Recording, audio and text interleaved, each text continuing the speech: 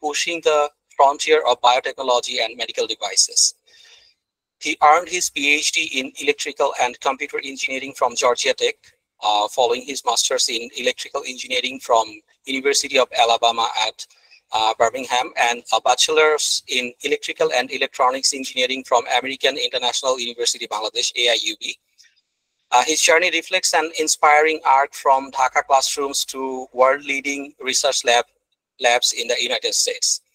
At Georgia Tech, he led groundbreaking projects into biosensing platforms, biomanufacturing, and medical diagnostics, many of which hold potential to transform global healthcare. Beyond academia, Dr. Arifuzzaman has also been deeply engaged in entrepreneurship, participating in the NIH Bio Entrepreneurship Program, Georgia Tech's Createx Startup Launch Team, and the prestigious 50/50 Cohort 5 Accelerator in Silicon Valley. His work has resulted in patents, high-impact publications, and translational technologies that bridge lab discoveries with real-world healthcare solutions. Alongside his technical expertise, he embodies the entrepreneurial spirit needed to turn scientific innovation into scalable ventures. Tonight, we will hear about his remarkable journey, how a young Bangladeshi researcher transformed his local aspirations into global impact, navigating challenges, building innovations, and creating opportunities that connect Bangladesh to Silicon Valley. So, without further ado, please join me in giving a very warm welcome to Dr. AKM Arifuzzaman. Assalamu alaikum, Arif Bhai. How are you doing? হ্যাঁ ভাইয়া, ওয়ালাইকুম আসসালাম। জি, আমি ভালো আছি, আপনারা কেমন আছেন? জি, আমরা সবাই খুব ভালো আছি এবং আমরা সবাই খুব উৎসাহিত আপনার থেকে শোনার জন্য। So to begin our chat, we would love for you to introduce yourself in your version to our audience and share a little about your startup journey, how it all started, and what inspired you to take this path. Okay, sure. First of all, thank you, Prashan Bhai and Arif Bhaiya, for making this happen. And I'll talk about a little bit about my journey. Before that, I'll show some slides, so it will reflect what I have done and where I am right now. So it will give you a little bit of more context, like who I am and why I'm doing this, and how I came to this stage from where I was below.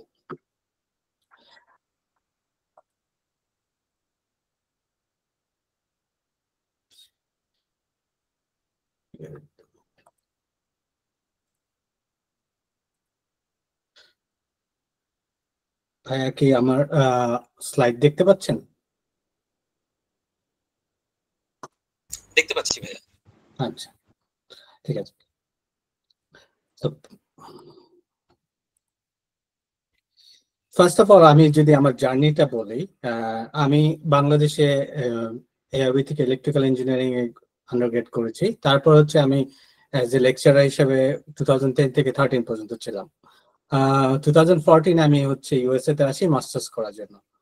এখন যখন আমি Bangladesh leave করি, তখন আসলে startup কনসেপ্টটা বাংলাদেশে তেমন কিছু ছিল না। সো আমার মাথায় ওইরকম কোনো আইডিয়া ছিল না যে আমি ইউএসএ তে আসবো, স্টার্টআপ করবো বা সামথিং লাইক দ্যাট। আমার মাথায় আইডিয়া ছিল যে আমি পিএইচডি করবো এখানে এসে, তারপর হয়তো প্রফেসর বা এরকম কোনো একটা জবে যাব। তো ওই ওই ওই মাইন্ডসেট থেকে এসে এখানে যখন আসছি, এসে দেখতেছি যে ইকোসিস্টেমে is not only about job or industry, এখানে এন্টারপ্রেনারশিপ বলেও একটা বিশাল মানে ইকোসিস্টেম বিলং করে। ইনফ্যাক্ট আমার মনে আছে যে আমি যখন 2014-এ মাস্টার্স করতে ইউনিভার্সিটি অফ অ্যালাবামাতে আসি, আমার ল্যাবে আমার একটা হাই স্কুল স্টুডেন্ট ছিল। তো ওকে আমি জিজ্ঞেস করলাম যে তোমার লাইফের গোল কি? তো সে আমাকে বলতেছিল যে বাই 21 ইয়ার্স সে হচ্ছে বিলিয়নিয়ার হতে চায়, তার একটা সফটওয়্যার অ্যাপ বেসড কোন একটা স্টার্টআপ থাকবে। আমি চিন্তা করলাম যে ইন্টারেস্টিং, মানে আমি তো এরকম হাই স্কুলে থাকতে এরকম চিন্তা করিনি। তো ইউএস এর ইকোসিস্টেমটা আসলে ওদেরকে মানে এক ধরনের মানে গড়েই তোলে এইভাবে যে ছোটবেলা থেকে এন্টারপ্রেনারশিপ একটা মাইন্ডসেট যদি কারো থাকে, সে ওইটাকে নার্চার করতে পারে। তো তারপর থেকে আমি একটু এন্টারপ্রেনারশিপ জিনিসটা কি, স্টার্টআপটা কি, এটা একটু দেখার চেষ্টা করি। এবং ইউএস এর ম্যাক্সিমাম ইউনিভার্সিটিতে এন্টারপ্রেনারশিপ শেখানোর জন্য কিছু প্রোগ্রাম থাকে, ইনকিউবেটর প্রোগ্রাম থাকে, অনেক জায়গায় হয়তো অ্যাক্সিলারেটর প্রোগ্রাম থাকে। ইউনিভার্সিটির বাইরেও ইকোসিস্টেমে বা সিটিতে বা স্টেটে এই প্রোগ্রাম করা থাকে। তো যাই হোক, ফাস্ট ফরওয়ার্ড টু দ্যাট, তখনও আমি মাথায় ভেবে নেই যে আমি স্টার্ট আপ করবো বা এরকম কিছু। আমি পিএইচডি তে জয়েন করি 2017-এ। আমার সেটা এখন আমার কারেন্ট যে ইউনিভার্সিটি জর্জিয়া টেকে। তো আমার প্রফেসর, যখন আমি প্রফেসর ল্যাবে জয়েন করি, আমার ফার্স্ট ইন্টারভিউ যখন ছিল, আমার আদার্স আরো ইউনিভার্সিটি থেকে অফার ছিল, বাট এই প্রফেসরকে আমি প্রথমে চুজ করেছি বিকজ অফ ইন্টারভিউতে উনি আমাকে বলেছিল যে উনি শুধুমাত্র রিসার্চটা করে রিসার্চের জন্য না, পাবলিকেশনের জন্য না, যেটা পিএইচডি একটা ওয়ান অফ দ্য মেইন গোল থাকে। ওনার রিসার্চ গুলো হবে ট্রান্সলেটেবল। উনি নিজে হয়তো স্ট্যানফোর্ড থেকে আসছে, এখন আপনারা হয়তো অনেকেই জানেন স্ট্যানফোর্ড, এমআইটি, এই ইউনিভার্সিটি গুলো অনেকটা এন্টারপ্রেনিউরাল হাব একাডেমিক লোকেশন হিসাবে। সো তার মধ্যে ওই এন্টারপ্রেনার একটা স্পিরিটটা আমি দেখতে পাই। তারপরে মনে হলো যে তাহলে মানে অন্য জায়গাও পিএইচডি করা যাবে, এখানে করলে হয়তো আমার কাজের ইম্প্যাক্ট আরো বেটার হবে, যেহেতু সে ট্রান্সলেটেবল কাজ নিয়ে মানে প্রজেক্ট নিয়ে কাজ করে। সেখান থেকে এখানে জয়েন করে, এবং প্রথম যে প্রজেক্টটা আমি পাই, আমার মনে আছে সে আমাকে এনকারেজ করতেছিল, এটা যদি এইভাবে করো ওইভাবে করো তাহলে আমরা একটা $1 বিলিয়ন ইন্ডাস্ট্রি ট্যাপ ইন করতে পারবো, এই টাইপের মোটিভেশন। তার প্রত্যেকটা প্রজেক্টই এই টাইপের একটা মোটিভেশন, শুধু আমার প্রজেক্টে না, সে যতগুলো প্রজেক্টে দেয় ওই মোটিভেশন গুলো তার মধ্যে ছিল। তো আমি বুঝতে পারছিলাম যে আমি তাকে জিজ্ঞেস করলাম যে তুমি এত এন্টারপ্রেনার বা এত স্টার্টআপ নিয়ে motivated, why you didn't go for that. মানে তার আবার একটা পার্সোনাল রিজন ছিল, বিকজ অফ তার ওয়াইফ হচ্ছে একাডেমিতে, এই আমার ভার্সিটি সে প্রফেসর হিসাবে সে এখানে জয়েন করছে আর কি। তো ওইভাবে সে আসছে, বাট সে আলটিমেটলি স্টার্টআপ নিয়ে কাজ করতে চায়। তো এনিওয়ে, হ্যাভিং সেড দ্যাট, যেহেতু আমার ল্যাবে এই টাইপের একটা এনভায়রনমেন্ট ছিল, ওইটা আমাকে অনেকটা হেল্প করছে। বাট তখন ল্যাবের কাজ নিয়ে আসলে অনেকটা ব্যস্ত, ল্যাবের যে টিপিক্যাল ওয়ার্ক, কিন্তু এন্টারপ্রেনার বা কাজ করার ওইরকম কোনো সুযোগ ওই সময় হয় নাই যে আলাদা করে ওইটার কোনো প্রোগ্রামে জয়েন করবো। বাট কোভিড হ্যাপেন্ড 2020, তখন হচ্ছে ল্যাব বন্ধ হয়ে গেল, কিন্তু আমাদের ইউনিভার্সিটির যে ইনকিউবেশন প্রোগ্রাম ওইটা ভার্চুয়ালি ইয়ে ছিল আর কি, তখন ওপেন ছিল। তো তখন আমি আর আমার কলিগ মিলে একটা আইডিয়া, মানে নিজেদের, এটা ল্যাব বেজের বা কোনো কিছু না, নিজেদের একটা আইডিয়া সাবমিট করলাম, এবং খুবই একটা ডেমো এমভিপি বানাইলাম। মানে কোনো রিয়েল এমভিপি না, ডেমো একটা ভিডিও বানিয়ে ওটা সাবমিট করতে হয় as a part of application. Interview দিলাম, যাই হোক সামহাও আমরা অ্যাকসেপ্টেড হলাম। তো অ্যাকসেপ্টেবল হওয়ার পর ওইটাই ছিল 2020-তে আমার ফার্স্ট মানে একাডেমিক জার্নি এন্টারপ্রেনারশিপে। তখনই আমি হচ্ছে টার্ম গুলোর সাথে পরিচয় হয়, what is lean startup, what is business model, canvas, তারপর কাস্টমার ডিসকভারি কি, এইটাই। সেটা হচ্ছে ক্রিয়েটেক্স, সেই অর্গানাইজেশনটার নাম হচ্ছে, এই প্রোগ্রামটার নাম হচ্ছে ক্রিয়েটেক্স 2020-তে। তো ওইখান থেকে এই জিনিসগুলো আমি দেখতে পাই, এবং ওইখানে সবচেয়ে বেশি এমফাসিস যেটা করা হয়, যেটা আমার আগে আইডিয়া ছিল না, আমাদের আইডিয়া ছিল যে স্টার্টআপ মানে আমার আইডিয়াটা খুব সুপার হইতে হবে এবং টেকনোলজিটা খুবই ক্রিস্প হইতে হবে, তারপর হচ্ছে এটা নিয়ে আমি মানে বলতে পারবো মানুষের সামনে, হ্যাঁ আমার টেকনোলজি তো পুরা ওয়ার্ল্ড চেঞ্জ করে দিতে পারে, এই টাইপের আইডিয়া। বাট আমার মনে আছে ইন্টারভিউতেই তারা বলছে যে, মানে কয়েকটা ফ্ল বাই করলো, বললো ইটস ওকে, তুমি তো কাস্টমার ডিসকভারিতে যাবা, তখন এটা হয়তো পিভটিং এর মধ্য দিয়ে আমরা এটাকে ডিফাইন করতে হবে।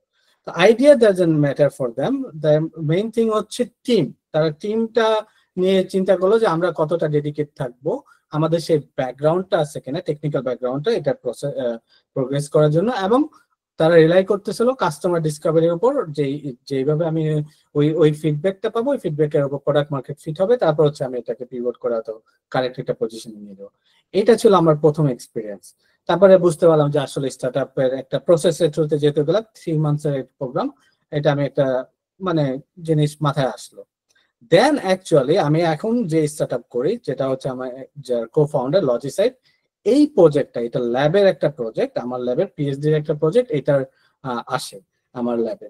এটা ফান্ডেড হয় একটা মানে কনসোর্টিয়ামের মাধ্যমে as a lab project, research project, এবং ওই প্রজেক্টটা কমপ্লিট 1 বছর পর কমপ্লিট করার পর আমরা ওই কনসোর্টিয়ামে যখন আমরা রেজাল্ট গুলো পাবলিশ করি, প্রেজেন্ট করি, তখন ওইখানে ইন্ডাস্ট্রিয়াল যারা মেম্বার ছিল তারা আমাদেরকে রিকমেন্ড করতেছে যে এটা তো এখন তুমি রিসার্চ প্রজেক্ট করছো, এটা কমার্শিয়ালাইজেশন করার চিন্তা করো, আমরা তোমাকে প্রায় 100K এর মতো ফান্ড দিব কমার্শিয়াল প্রোটোটাইপের জন্য। পরে তারা এটা ইনক্রিজ করে আরো 100K বাড়াইলো, টোটাল 200K। তখন আমাদের মাথায় চিন্তা আসলো যে এই প্রজেক্ট নিয়ে হয়তো বা আগানো যায়। তো এই প্রজেক্ট যদি আগাইতে যাই তাহলে আমাকে প্রথমে একটা কাস্টমার ডিসকভারি করতে হবে, কারণ আমি ওই জিনিসটা শিখে আসছি ওই যে প্রোগ্রামের থ্রুতে। তো কাস্টমার ডিসকভারি আমি করা শুরু করলাম। আমরা বিভিন্ন ট্রেড শো, কনফারেন্স এগুলাতে যাওয়া শুরু করলাম। আমরা রিলেটিভ যে ইন্ডাস্ট্রি তাদের সাথে কথা বলা শুরু করলাম। সেখানে গিয়ে আমাদের একটা পজিটিভ ফিলিং আসলো যে তাহলে এটা নিয়ে কাজ করা যায়, তাহলে এটার জন্য কাস্টমার ডিসকভারিতে একটা পজিটিভ রেজাল্ট আসছে, ওভারঅল সামারি একটা যদি তাহলে এটা নিয়ে কাজ করা যায়। তাহলে এখন আমাদের কি করতে হবে, নেক্সট থিং হচ্ছে আমাদের ফান্ড রেজ করতে হবে, মানে কমার্শিয়াল প্রোটোটাইপ। অলরেডি 200K আমরা হচ্ছে একটা অর্গানাইজেশন থেকে পাচ্ছি, এটা নন ডাইরেক্টিভ ফান্ড, তখন আমাদের কোম্পানি ফর্ম হয়নি। তাহলে এখন আমরা তাহলে আরো ফান্ড লাগবে, বিকজ অফ আমাদের যে প্ল্যাটফর্ম সেটা ক্রিয়েট করতে 200K ওয়াজ নট এনাফ। আর এখানে হচ্ছে আমরা 3জন co founder including my professor, but professor তো তার নিজস্ব জব আছে, বাট আমি আর আমার একজন কো ফাউন্ডার, আমরা দুজনেই একই ল্যাবের পিএইচডি করতেছিলাম তখন। সো আমরা যদি গ্রাজুয়েট করে এটা কন্টিনিউ করতে চাই, আমাদের salary, all those things, plus আমাদের কিছু লোক লাগবে, হায়ার করতে হবে, সবকিছু মিলে প্লাস তো আমাদের ফান্ড রেজ করতে হবে। ফান্ড রেজ করার উপায় কি? তো ফান্ড রেজ করতে গেলে তো কয়েকটা ইনস্ট্রুমেন্ট আছে, যেমন আপনি নর্মালি হচ্ছে ডাইলুটিভ ফান্ড অথবা নন ডাইলুটিভ যেতে পারেন। ডাইলুটিভ গেলে VC, angel and all those sort of thing, but at that early stage we didn't want to go for dilutive, so we started looking for all the non dilutive option we can get at that point. So যেহেতু আমরা একাডেমিতে ছিলাম, আমাদের একটা advantage ছিল যে আমরা grant writing, দেন funding proposal এগুলো করাতে মানে আমাদের একটা এক্সপার্টিস আছে। সো এন্ড আমরা স্টেট, তারপরে ফেডারেল গভর্নমেন্ট যত ফান্ড আছে ওই স্টেজের জন্য অ্যাপ্লিকেবল আমরা অ্যাপ্লাই করলাম। করার পর মোটামুটি আমরা প্রায় 800K এর মতো রেজ করলাম এই এমবিপি ক্রিয়েট করার জন্য। সো ওই 800K দিয়ে আমরা শুরু করলাম। আমিও গ্রাজুয়েশন করলাম, আমার কো-ফাউন্ডার গ্রাজুয়েশন করলো, বাট আমরা এজ এ পোস্টডক হিসেবে দেখলাম। নর্মালি পোস্টডক হয় হচ্ছে রিসার্চ ল্যাবে রিসার্চ করার জন্য, আসলে আমরা রিসার্চ ল্যাবে রিসার্চটা আমার কোম্পানিটাকে মানে রান করার জন্য আন্ডার একাডেমিয়া। আমার কোম্পানি ফর্ম হয় নাই, বাট আমি আমার কোম্পানির এমবিপি ক্রিয়েট করার জন্য সেই জিনিসগুলো করলাম। তারপর হলো আমরা কয়েকজন লোক হায়ার করলাম, পার্সন হায়ার করলাম এমবিপি ক্রিয়েট করার জন্য। কারণ তখন আমি আর আমার কো-ফাউন্ডার জাস্ট ল্যাবে গিয়ে ওই এমবিপি ক্রিয়েট করবো সেই টাইমটা ছিল না। আমরা হলো continuously fund raising, customer Discovery, industrial collaboration এগুলাতে এঙ্গেজ। আর হচ্ছে আমরা যাদেরকে হায়ার করলাম তারা হলো ল্যাবে কাজ করে, তারা হলো এমবিপি টা ক্রিয়েট করে আর কি।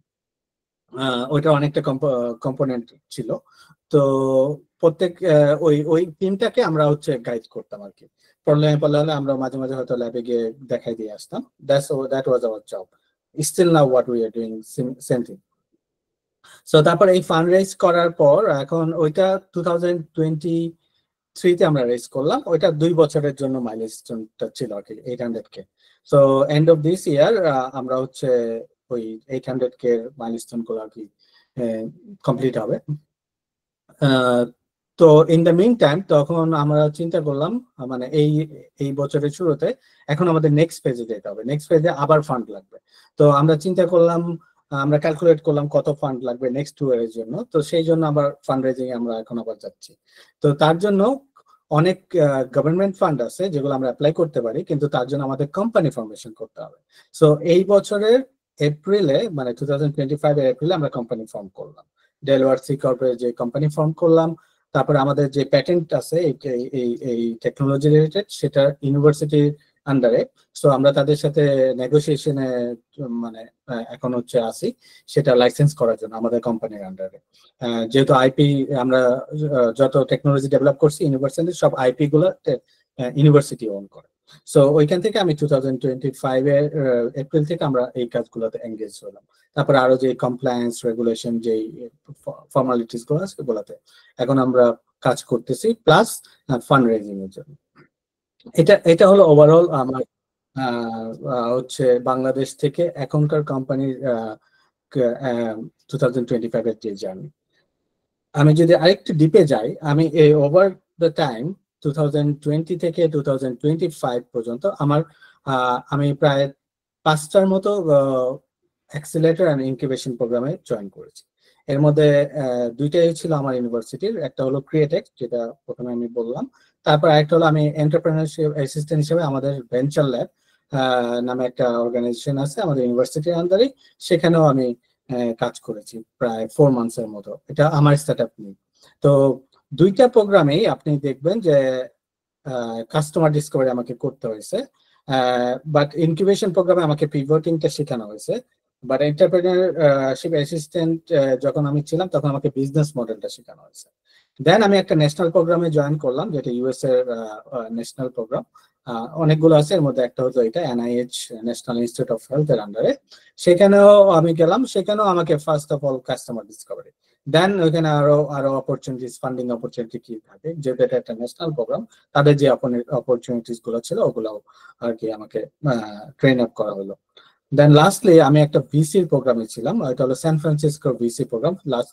এটা ডিউরেশন ছিল 4 months. It was another type of experience. এটা হচ্ছে টিপিক্যাল আপনার ইনকিউবেটর অ্যান্ড অ্যাক্সিলারেটর প্রোগ্রাম না, এরা হচ্ছে আপনার ইউএস এর টপ 5 ইউনিভার্সিটি থেকে যারা এন্টারপ্রেনিয়র, পটেনশিয়াল এন্টারপ্রেনিয়র, তাদেরকে নিয়ে একটা কোর প্রোগ্রাম করে। তো তাদেরকে সান ফ্রান্সিসকো প্লাস বস্টন, এই 2টা ইকোসিস্টেমের পসিবিলিটিস গুলো দেখানো হয়, এখানে ফাউন্ডারদের সাথে কানেক্ট করানো হয়, এখানকার ইনভেস্টরদের সাথে কানেক্ট করা হয়। মানে এটা আমার জন্য একটা one of the I opening journey ছিল আর কি। সিলিকন ভ্যালির যে VC 50 years, it's called 50 years, এবং এরা খুবই সিলেক্টিভ হয়, এরা সাধারণত বাইরে থেকে লোক নিতে চায় না। সো বাট সাম বিকজ আমার মনে হয় যে তারা সিলেক্টিভ প্রসেসে, মানে তাদের ডেটাবেজে রাখতে চায়, যেমন তারা বলে আর কি তাদের পোর্টফোলিওতে 20% কোম্পানি হচ্ছে ইউনিকর্ন। তো এই মেট্রিক্স গুলা রিচ করার জন্য ওদের ওই জিনিসগুলো হয়। তো এখানে আমার একটা আই ওপেনিং একটা এক্সপিরিয়েন্স ছিল আর কি, সিলিকন ভ্যালিতে কি হয়, মানুষজন কিভাবে চিন্তা করে, স্টার্ট আপ গুলো কিভাবে কাজ করে। যেহেতু আমি হচ্ছে আমার স্টার্ট আপ, আমার ইউনিভার্সিটি হচ্ছে অ্যাটলান্টা বেসড, এখানকার ইকোসিস্টেমটা হচ্ছে mainly fintech or software based. So আমি যদিও স্টার্ট আপ হচ্ছে bio based, biotech or health care, সেটার জন্য হাব হচ্ছে either Silicon Valley or San Diego or Boston. So ওই জিনিসটা আমি এই প্রোগ্রামের থ্রুতে আর কি দেখতে পারছি। So I can explain more details later on these kind of things. So I'll go fast forward. So আমার একটা, যদি বলি আমার এই জার্নিতে আমার পার্সোনাল অ্যান্ড স্টার্টআপ গ্রোথের একটা ক্রুশিয়াল কম্পোনেন্ট ছিল আমার কাস্টমার ডিসকভারি। সো কাস্টমার ডিসকভারিতে আমার যে বেনিফিট গুলো হয়েছে সেটা যদি আমি সামারাইজ করি, সেটা আমি শুরু করছি 2021, এখনো করি যখন সময় পাই। বাট ওভার দ্য ইয়ার্স আমি প্রায় 200+ হচ্ছে ইন্টারভিউ নিয়েছি, কনভারসেশনে এঙ্গেজ হয়েছি ডিফারেন্ট পিপলের সাথে, ইন্ডাস্ট্রি টপ আমাদের যে রিলেভেন্ট ইন্ডাস্ট্রি আছে তাদের লিডারদের সাথে। এবং এই কাস্টমার ডিসকভারির থ্রুতে আমি আসলে আমার পার্টনার পাইছি। পার্টনার বলতে আমার ইন্ডাস্ট্রিয়াল পার্টনার আমার কোম্পানির জন্য, যেখানে আমি পাইলট স্টাডি করতে পারবো। পাইলট স্টাডির পরে হয়তো সে আমার পেইড কাস্টমার হবে। আমি এরকমও কিছু অফার পেয়েছি আসলে কাস্টমার ডিসকভারির থ্রুতে, যেহেতু আমি কানেক্টেড হয়েছি লোকজনের সাথে, যে তারা হচ্ছে আমার এই কোম্পানি, তখন আমি আসলে কোম্পানি ফর্ম করি নাই। ইন্টারেস্টিং ব্যাপার হচ্ছে তখন আমি কোম্পানি ফর্ম করি নাই, আমি কাস্টমার ডিসকভারি করতেছিলাম। বলতেছিল তুমি যদি চাও এখন এক্সিট নিতে, আমি ওদের একটা মানে বায়োটেক একটা বড় কোম্পানির নাম হচ্ছে ড্যানাহার, ওরা অনেক এরকম ছোট ছোট কোম্পানি অ্যাকোয়ার করে, আমরা ওদের সাথে কথা বলতে পারি। তো ওইরকম কিছু অফার আমাদের কাছে ছিল কাস্টমার ডিসকভারিতে। বাট এনিওয়ে, আমাদের যে অ্যাডভাইজার এখন আমার কোম্পানির, এটাও আমি কাস্টমার ডিসকভারি থ্রুতে পাইছি। এবং he is vice president of, মানে আমি যে ফিল্ডে আছি এই ফিল্ডের যে one of the top company, সেখানকার ভাইস প্রেসিডেন্ট। এবং তার থ্রুতে আমি আরো অনেক সিওর সাথে কানেক্টেড, মানে এই একই industry. So all this things আমি এটা অ্যাচিভ করতে পারছি because of I did the customer Discovery.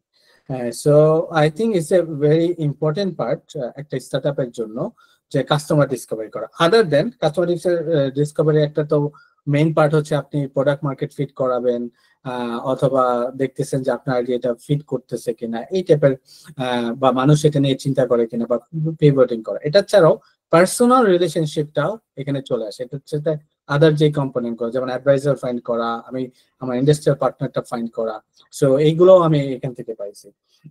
So আমার একটা নেটওয়ার্ক ক্রিয়েট হয়েছে আর কি কাস্টমার ডিসকভারিতে, এবং আমার আসলে ইন্টারপার্সোনাল স্কিলও ডেভেলপ করছে সত্যি কথা বলতে। কারণ হচ্ছে আমি তো আসলে একাডেমিক ব্যাকগ্রাউন্ড থেকে আসছি। এখন একাডেমিক ব্যাকগ্রাউন্ড থেকে যারা আসে নর্মালি ল্যাবের মধ্যে বসে বসে কাজ করতে করতে ল্যাবের মধ্যেই অভ্যস্ত, হ্যাঁ, নিজেদের কমিউনিটির মধ্যেই কথা বলতে অভ্যস্ত। কিন্তু যখন আমি কাস্টমার ডিসকভারি করতে গেছি, আমাকে বিজনেস পার্সনের সাথে কথা বলতে হয়েছে, আমাকে টেকনোলজি পার্সনের সাথে কথা বলতে হয়েছে, আমাকে আউটসাইড অফ মাই কমফোর্ট জোনে আসতে হয়েছে। হ্যাঁ, তো তো এই কমফোর্ট জোনে আসার কারণে আমি কথা বলাটাও শিখতে হয়েছে আমাকে আসলে। তো তো এটা একটা ইম্পর্টেন্ট জিনিস বিজনেসের জন্য। আমি শুধু সায়েন্টিস্ট মাইন্ড নিয়ে থাকলে হয়তো বিজনেসটা তো আর ওইভাবে হয়তো আগাইতে পারবো না আর কি। তো ওই ওই জিনিসটা আমাকে বেশ একটা ভালো একটা এক্সপিরিয়েন্স এটা আমার। আমি এটা শুধু স্টার্ট আপে না, আমি দেখি যে আমার ডে টু ডে লাইফেও এটা ইম্প্যাক্ট করে, যে ওই জিনিসটা যেটা শিখছি পার্সোনাল রিলেশনশিপ বিল্ডিং করা, এই জিনিসটা এখন ডে টু ডে লাইফেও আমার কাজে লাগে। Then second thing what I was going to say, like briefly আমি প্রথমেই বলছি যে আমরা যখন ফান্ড রেজিং করছি, ফান্ড রেজিং এর অনেকগুলা মেকানিজম গুলা আমরা তখন হলো এক্সপ্লোর করছি, যেমন VC, Angel investor, crowd funding অথবা বুটস্ট্র্যাপিং। ব্যাংক আসলে ওইভাবে ইনিশিয়াল স্টেজে আমি দেখি না। ব্যাংকের লোন যে বা ফাইন্যান্সিয়াল ইনস্টিটিউশনের যে হেল্পটা ইনিশিয়াল স্টেজে ইউএসএ তে হয়তো ইন জেনারেল নেওয়া হয় না। ইনিশিয়ালি হয়তো ক্রাউড ফান্ডিং অথবা বুটস্ট্র্যাপিং অথবা অ্যাঞ্জেল ইনভেস্টর অথবা পার্সোনাল ফান্ডিং। আর একাডেমি বা নন একাডেমিক জায়গা থেকে গেলে, একাডেমিক থেকে ইজি হয় কিছু জায়গায় নন ডাইলেটিভ ফান্ড করার জন্য, যেমন গভর্নমেন্ট ফান্ড বা কিছু প্রোগ্রাম আছে যেগুলো হচ্ছে একাডেমিক ইনস্টিটিউশনকে দেওয়া হয়। তো সেগুলো আমি হেভিলি লেভারেজ করছি আমার স্টার্টআপের জন্য। তো আমি প্রায় 800K এর মতো নন ডাইলেটিভ ফান্ড নিয়েছি, সেটা হলো গভর্নমেন্ট থেকে, স্টেট থেকে, কিছু ইন্ডাস্ট্রিয়াল ফান্ড ছিল, যেটা ফার্স্ট 200K সেটা ইন্ডাস্ট্রিয়াল ফান্ড, এবং প্রোগ্রামে থেকে আমি কিছু ফান্ড পাইছি। কিছু প্রোগ্রামে জয়েন করছিলাম, ওই যে যেখানে হচ্ছে কম্পিটিশন করা হয়, সেইখান থেকে আর কি আমি কিছু ফান্ড জোগাড় করছি। দেন 2025-এ হচ্ছে আমি আমার কোম্পানি লজিসাইট লঞ্চ করছি। বাট দ্য মেইন রিজন আমি লঞ্চ করছি হচ্ছে আমার ফান্ড রেজ করার জন্য। কারণ কিছু গভর্নমেন্ট ফান্ড আছে, যেমন অনেক একটা কমন ফান্ড ইউএসএ তে গভর্নমেন্ট ফান্ড হচ্ছে স্টার্টআপের জন্য, এটা বলা হয় SBIR।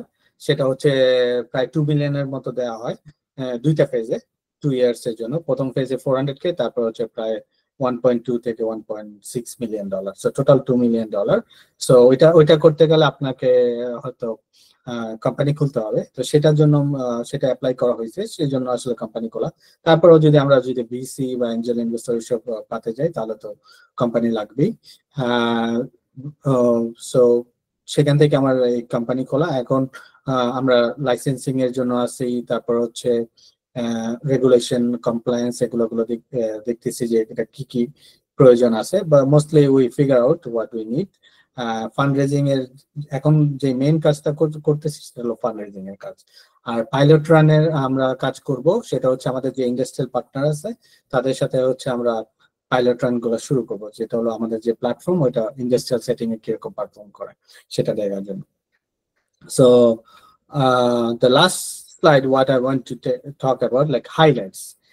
যদি আমি আমার হাইলাইটসটা বলি, আমি আসলে আমার ওভারঅল জার্নিতে যে আমার হাইলাইটস গুলো আছে, প্রথম যেটা বলবো আমি আমার স্ট্রেংথটা লেভারেজ করার চেষ্টা করছি। এখন as a scientist or engineer আমার স্ট্রেংথ কি ছিল?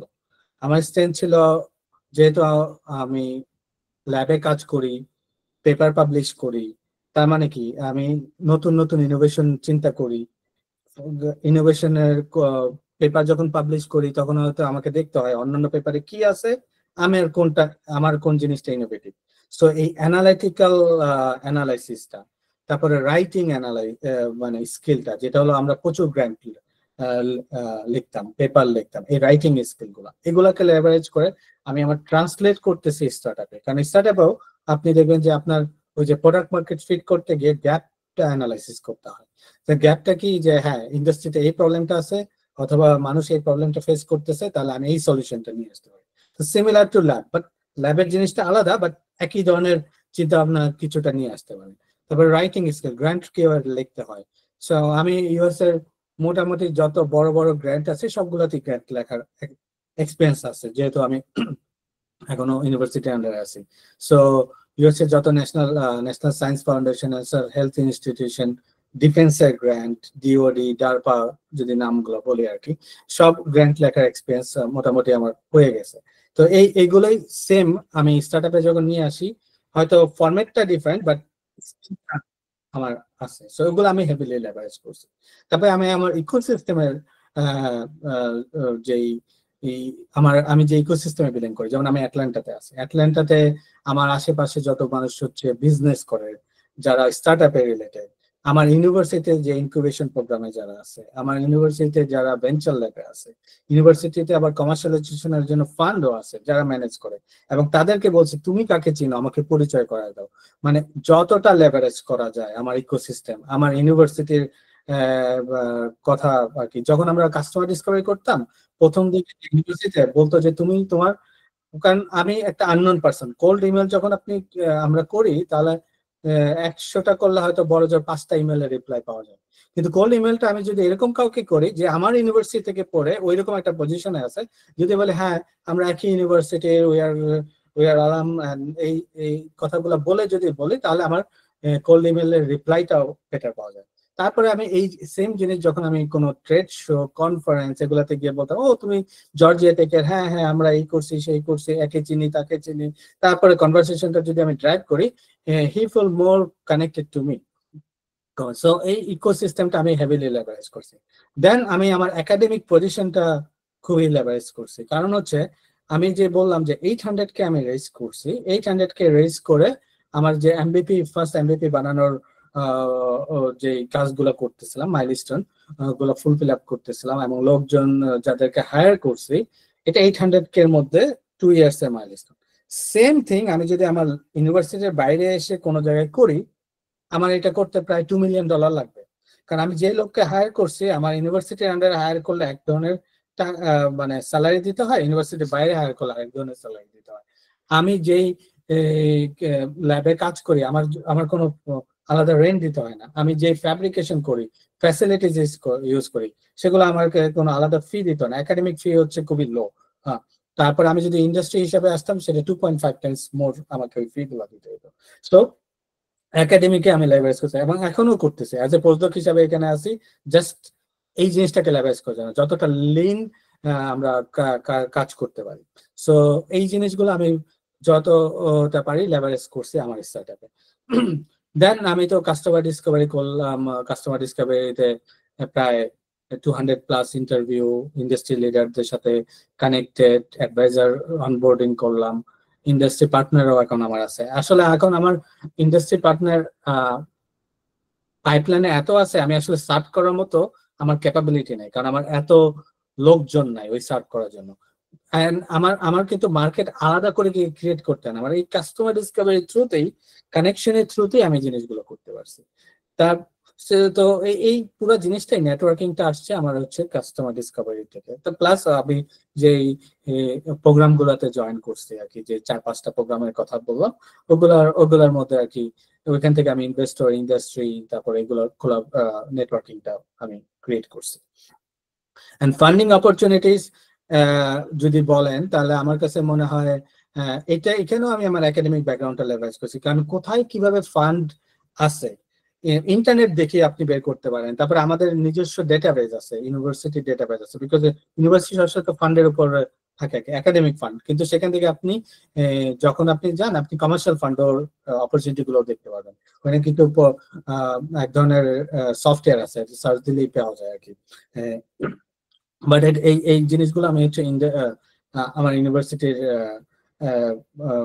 সিস্টেমের মধ্যে থেকে করতে পারতেছি। তারপরে ফান্ড, কিছু কিছু ফান্ড আছে আপনাকে কোলাবোরেট করতে হয়, যেমন আমাদের সামনে কিছু গ্র্যান্ট আছে যেটা হলো একাডেমিক অ্যান্ড ইন্ডাস্ট্রি কোলাবোরেশন। এগুলো এক একটা ফান্ড হচ্ছে 3-4 বছরে প্রায় $2 থেকে $4 মিলিয়ন। এখন এখানে যখন এই ফান্ড গুলো আমি যদি আনতে চাই, আমাকে কিন্তু কোলাবোরেশন করতে হবে। যেহেতু আমি একাডেমিতে আছি, একাডেমিক কোলাবোরেশন তো আমার ইজি, অ্যান্ড ইন্ডাস্ট্রি কোলাবোরেশনটাও যেহেতু আমি ওই যে কাস্টমার ডিসকভারি থ্রুতে আমার যে পার্টনার গুলো আছে তাদেরকে বলতেছে, হে আর ইউ ইন্টারেস্টেড, তারা তো অবভিয়াসলি রাজি, কারণ তারা আগে থেকে আমার সাথে অ্যালাইন। হ্যাঁ চলো করি, টাকা তো পাবো, টাকা পাবো, কাজ করবো, একাডেমির আন্ডারে হয়তো ডেভেলপ হবে, কিন্তু আলটিমেটলি টেকনোলজি লাইসেন্স তো আমাদের আন্ডারে। সো আলটিমেটলি টেকনোলজি আমাদের কোম্পানিতে আসতেছে। সো আমি কিন্তু ইন্ডাস্ট্রি, একাডেমি, পুরা কোলাবোরেশনটাকে কিন্তু আমি লেভারেজ করতে পারতেছি। এখন কিন্তু আমি ফান্ডিংটা শুধু আমার একাডেমিকের জন্য না, শুধু কমার্শিয়ালাইজেশন, বোথ সাইড লেভারেজ করে আনতে পারতেছি। তো এই কোলাবোরেশন গুলো সম্ভব হয়েছে বিকজ অফ আমি দুইটা জায়গাতে আছি। এবং আমি যত পারি মিটিং সেট আপ করার চেষ্টা করি, ফলো আপ মিটিং।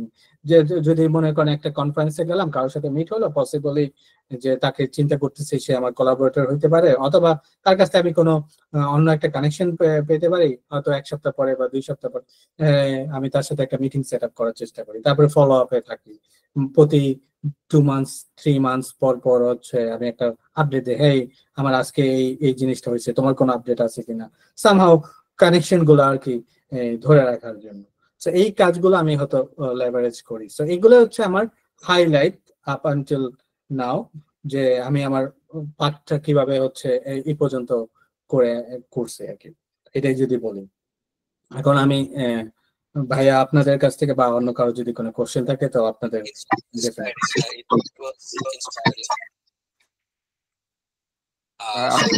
ছিল একটু আমরা প্রশ্ন নিব, একটু অপেক্ষা করতে হবে, একটু কাইন্ডলি মিউট করেন যদি।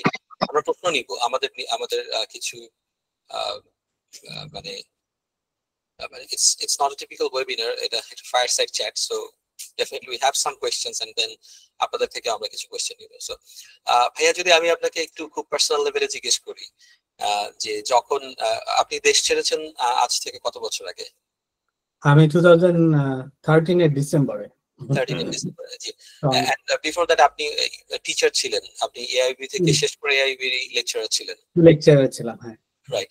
সো বাইরে যাওয়ার আগে আপনার কি এরকম কখনো, মানে আপনার কি এটা মাইন্ডসেট ছিল যে আপনি এন্টারপ্রেনার হবেন বা এন্টারপ্রেনারশিপে ঢুকবেন, বা মানে আগে কি প্ল্যানিংটা ছিল? অ্যাকচুয়ালি স্টার্টআপ এন্টারপ্রেনারশিপ যেটা বলে ওইটা ছিল না। আমি যেটা ছিল, যখন আমি ইউনিভার্সিটিতে গ্রাজুয়েশন করে লেকচারার হিসেবে জয়েন করি, মাইন্ডসেটটা ছিল যে আমি একাডেমিক হব আর কি, প্রফেসর এই টাইপের। কিন্তু পাশাপাশি ওই যে বাংলাদেশে যে মাইন্ডসেটটা, তো তাকে একটু টাকা থাকলে কোনো জায়গায় ইনভেস্ট করলাম, আমি ছোটখাটো ওইসব জায়গায় ইনভেস্ট করছি, হ্যাঁ, পাশাপাশি ইনভেস্ট করে কিছু সাইড ইনকাম করলাম, এই টাইপের জিনিসগুলো ছিল। কিন্তু স্টার্ট আপ নিয়ে কোনো চিন্তা ছিল না, যে কারণ ওই জিনিসগুলো আমি ওই সময় বাংলাদেশে দেখিও নাই। হ্যাঁ, ইউএসএ তে আছে, গুগল আছে, এগুলো স্টার্ট আপ, ওই বাট আমি যে করব এরকম কোনো মাইন্ডসেট ছিল না। আমার চিন্তা ছিল আমি হয়তো বা প্রফেসর হব, ওই সাইড ইনকাম করব, এই টাইপের আর কি একটা চিন্তা ভাবনার মধ্যে আর কি আমি ছিলাম। তাহলে আসলে প্রশ্ন হচ্ছে যে মানে what was the turning point যেখানে আপনি আসলে এই এন্টারপ্রেনারশিপে আসলেন? এন্ড সাথে সাথে আরেকটা প্রশ্ন করে রেখে যাই যে আপনি তো একজন পিওর রিসার্চার, এখন ছিলেন, এখনো আছেন, এবং এখন আপনি এন্টারপ্রেনারশিপে আছেন, একজন এন্টারপ্রেনার, সাকসেসফুল এন্টারপ্রেনারই বলবো আমি। সো সেক্ষেত্রে আসলে এই রিসার্চার এন্ড এন্টারপ্রেনার যে মাইন্ডসেটটা, এই দুইটার ডিফারেন্সটা আপনি কিভাবে দেখেন, এটা একটু আমাদের বলবেন? সো আমি ইউএসএ তে আসার পরে বুঝছি একটা জিনিস, আমি বলে দিই। আমরা বাংলাদেশে থাকতে টিচার বলতে, হয়তো এখন আমি জানি না, সিচুয়েশন হয়তো চেঞ্জ হতে পারে বাংলাদেশে, কিন্তু আমরা যখন ছিলাম, টিচার মানে হচ্ছে শুধু পড়াবে, একাডেমিক, এইটা চিন্তা, হয়তো বা সাইড ইনকাম আমাদের মতো যারা করলো, দ্যাটস এ ডিফারেন্ট টাইপ। হ্যাঁ, কিন্তু ইউএসএ তে এসে দেখলাম, আপনি যদি বড় বড় ইউনিভার্সিটি যান, এমআইটি যান, হার্ভার্ড যান, স্ট্যানফোর্ড যান, ইনফ্যাক্ট আমার ইউনিভার্সিটিতেও যদি আসি, অনেক প্রফেসরের 3টা 4টা করে স্টার্ট আপ। আমি একজনের নাম বলে, আপনারা পরে দেখতে পারেন, ডোনাল্ড ইংবার। সে হচ্ছে এমআইটির এবং হার্ভার্ডের একজন প্রফেসর। তার আলাদা ইনস্টিটিউট, তার 600টা স্টার্ট আপ। হ্যাঁ, মানে তার সাথে মানে আমি কোলাবরেট করার জন্য চিন্তা করছিলাম, but they don't care about money, মানে মানি তাদের কাছে আসে। হ্যাঁ, আমি বলতেছিলাম চলো একসাথে কোলাবোরেশন করে একটা ফান্ড অ্যাপ্লাই করি। They don't care about money, they care about the quality. So তারা অনেক বড় মানে মাপের মানুষ। যাই হোক, তো এই জিনিসটা আমি প্রথম ইউএসএ তে এসে এক্সপোজার হয়েছে। আচ্ছা, এটা তো হইতেই পারে, কারণ ইউনিভার্সিটি হচ্ছে ইনোভেশনের একটা সেন্টার। এখন আপনি স্টার্ট আপের একটা পার্ট হচ্ছে আপনি ইনোভেশন। তো ইউনিভার্সিটি থেকে টেকনোলজি এসে লাইসেন্স করে তারপরে স্টার্ট আপ হবে, এটা তো স্বাভাবিক। তারপরে হচ্ছে আপনার ইউনিভার্সিটির স্টুডেন্টরা একসাথে থাকে, একটা জিনিস প্রজেক্ট করে, একটা ইনোভেশন নিয়ে আসে, সেখান থেকে স্টার্ট আপ হবে, এটাই স্বাভাবিক। যেটা আমাদের দেশে হয়তো আমরা ওইভাবে চিন্তা করি না, আমরা হয়তো গ্রেডের পিছনে দৌড়াইছি, আমরা হয়তো পরে চাকরিটা কিভাবে করব সেটা চিন্তা করছি। বাট এইখানে সিস্টেমটা সবসময় এরকম না। এখানে হ্যাঁ, যারা চাকরি করবে, ইন্টার্নশিপ করবে তারা করতেছে, যারা স্টার্ট আপ করবে তারাও যাচ্ছে। এবং ফ্যাকাল্টির যেমন আমার নিজের ফ্যাকাল্টি, আমি বলতেছিলাম, সে তার প্রত্যেকটা আইডিয়াই $1 বিলিয়ন। সেটা আবার একটা ব্যাড পার্ট আছে, মানে সে বায়াস, মানে উইদাউট মানে এনি এভিডেন্স সে বায়াস তার আইডিয়ার প্রতি। তো যেমন প্রথম প্রজেক্ট আমাকে সে যেটা দিয়েছিল ওইটা আসলে তেমন কোনো স্টার্টআপে মানে আমি কোনো ট্র্যাকশন পাইনি ওই সময়টাতে। কিছুটা ছোটখাটো একটা কাস্টমার ডিসকভারি করছিলাম, বাট ওইটা ট্র্যাকশন পাইনি। যদিও সে আমাকে একটা আরেকটা স্টার্টআপের কথা বলছিল, সিমিলার প্রজেক্ট, যেটা তার ফ্রেন্ড করা, University of California Los Angeles থেকে।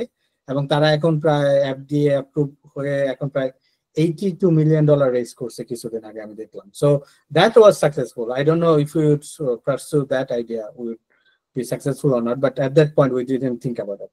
Anyway, so ইউনিভার্সিটি একটা ইনোভেশন হাব এবং সেখানে স্টার্টআপ হয়। তো ওই জিনিসটা দেখলাম যে এটা সম্ভব। তো এইখানে আমার দেখলাম যে আমি ইন্টারেস্ট পাচ্ছি, কারণ আমি যদি এখান থেকে যদি জবে চলে যাই, ইন্ডাস্ট্রিয়াল জব, সেটা আমার কখনোই ওইভাবে পছন্দ ছিল না। কারণ হচ্ছে ইন্ডাস্ট্রিয়াল জব হচ্ছে এক ধরনের, আমার কাছে মনে হয়, রেগুলার জব। আপনি ওই প্রতিদিন সকাল 9টায় আসবেন, একটা কাজ করবেন।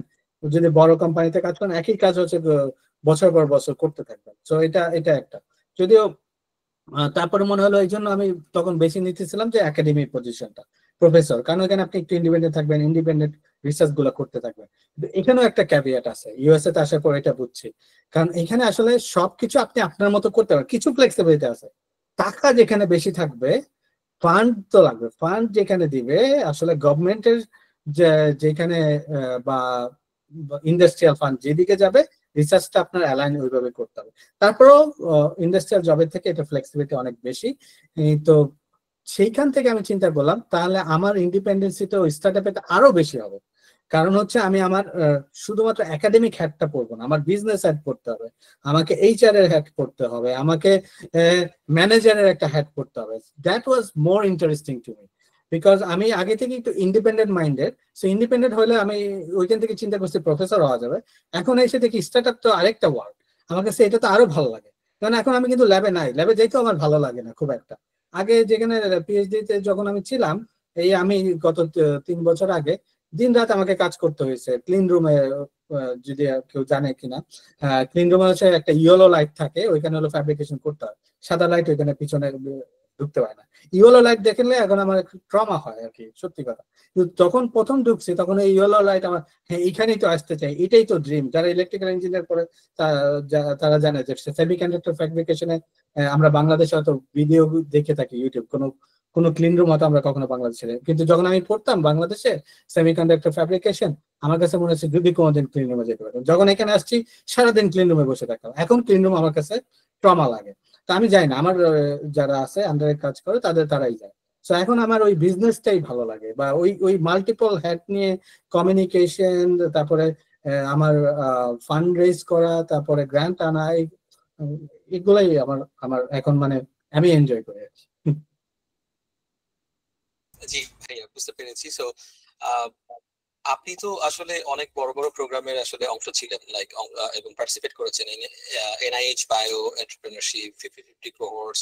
You have been in also in Silicon Valley. So এই জায়গাগুলি থেকে আপনার আসলে বিগেস্ট টেক অ্যাওয়ে কি? এন্ড কানেক্টিং কোয়েশ্চেন যে আমরা তো সবাই আসলে বাংলাদেশ থেকে আসলে সিলিকন ভ্যালিকেই বেশি চিনি, তারপর হচ্ছে আপনার এক্সিলারেটর প্রোগ্রাম হিসেবে আমরা ওয়াই কম্বাইনেটরকে অনেক ভালো চিনি। সো আপনি আমাদেরকে একটু ইকোসিস্টেম গুলি সম্বন্ধে আরেকটু যদি এনলাইটেন করেন আর কি আপনার এক্সপেরিয়েন্সের শিওর সাথে।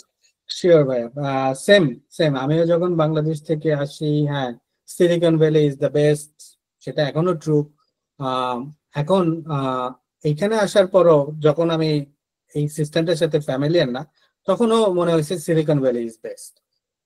এখন আমি যখন এই প্রোগ্রামগুলোতে জয়েন করলাম, স্পেশালি 50 ইয়ার্স, যেহেতু তারা সিলিকন ভ্যালি বেসড ভিসি, তারা আমাদেরকে, তাদের একটা পার্ট ছিল যে ইকোসিস্টেমটার সাথে আমাদেরকে ফ্যামিলিয়ার করার জন্য। Definitely Silicon Valley has a pros and definitely there some cons. এখন কনসটা আমরা হয়তো অনেকে জানি না, আমি জানতাম না অ্যাটলিস্ট, সেটা আমার অজ্ঞতা হইতে পারে। যেমন প্রোজ যেটা, যে হ্যাঁ ওখানে প্রচুর ভিসি আছে, এঞ্জেল ইনভেস্টর আছে, লোকজন আছে, সো ওইখানে গেলে হয়তো আপনার অপরচুনিটিটা বেশি। এট দ্য সেম সাইড, ওইখানে আপনি যদি দেখেন ইকোসিস্টেমে, আমার স্ট্যানফোর্ড আছে, বার্কলি আছে, মানে ক্যালিফোর্নিয়ার যে বড় বড় ইউনিভার্সিটি, টেকনোলজি সাইড থেকে যারা চিন্তা করি, ইন দ্য ফ্যাক্ট ওইখানে সব যারা এক্সপিরিয়েন্স লোক সেখানেও আছে, তারা বসে আছে আপনার সাথে কম্পিট করার জন্য, এটাও আছে। হ্যাঁ, আবার এটাও সত্য, সিলিকন ভ্যালিতে গিয়ে এটাও দেখছি যে ভিসি, আমরা নর্মালি চিন্তা করি আমরা ইনভেস্টর পিছনে দৌড়াবো, আমি এটাও দেখছি ভিসি আপনার পিছনে দৌড়াবে অ্যাজ এ, কারণ ওদের মধ্যে একটা ফোমো কাজ করে, fear fear of missing out, তাই না?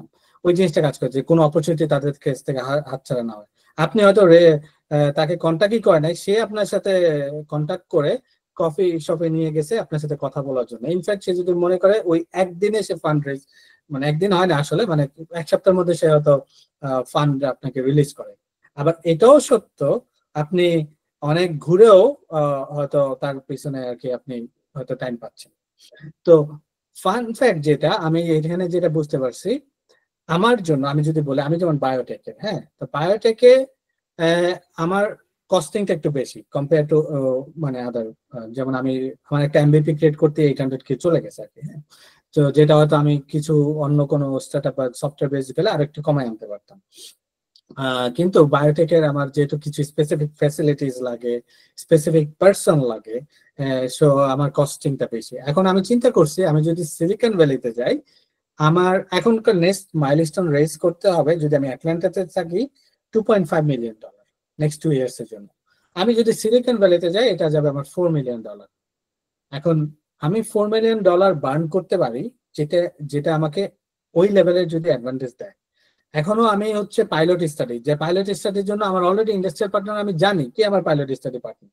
তাহলে আমার সিলিকন ভ্যালি আমাকে কি এক্সট্রা অ্যাডভান্টেজ দিবে? হ্যাঁ, একটা অ্যাডভান্টেজ দিবে, অথচ আমি রাইট পার্সন হয়তো খুঁজে বের করতে পারি। কিন্তু রাইট পার্সন খুঁজে যদি আমি এখানেও পারি, তাকে যদি আমি $20,000 বেশি স্যালারি দিয়ে নিয়ে আসি, সেটা আমার $1.5 মিলিয়ন, যেটা 2.5 থেকে 4 যেতে $1.5 মিলিয়ন বার্নিং ক্যাশ, ওইটা আমাকে দিতে হবে না। আমাকে জাস্ট এক্সট্রা 100K দিলেই আমি ওই টাইপের লোক যদি আনতে পারি, তাহলে আমি এখানে থাকলে অসুবিধা কি? নেক্সট 2 ইয়ার্স, 2 ইয়ার্স এর পরে যখন আমি গ্রোথ স্কেলে চলে যাব, গ্রোথ স্কেলে যখন হচ্ছে আরো বেশি আমার কানেক্টিভিটি দরকার আছে, তখন হয়তো আমার সিলিকন ভ্যালিতে গেলে লাভ আছে।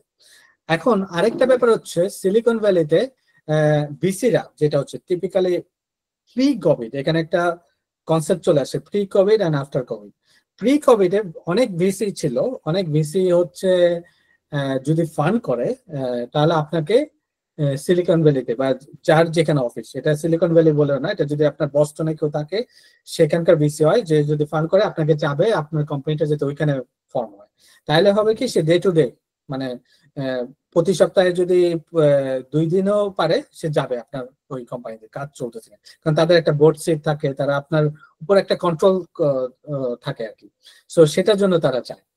কিন্তু আফটার কোভিড কনসেপ্ট একটু চেঞ্জ হয়েছে, কারণ সিলিকন ভ্যালিতে তো কস্ট বেশি, এটা তারাও দেখছে, এবং ওয়ার্ল্ডও একটু অভ্যস্ত হয়ে গেছে যে আমরা রিমোটলি কাজ করার জন্য। তার যে একেবারে অফিসে যেই গিয়ে কথা বলতে হবে এমন কোনো কথা নাই, জুম মিটিং এ অনেক কনভারসেশন হয়।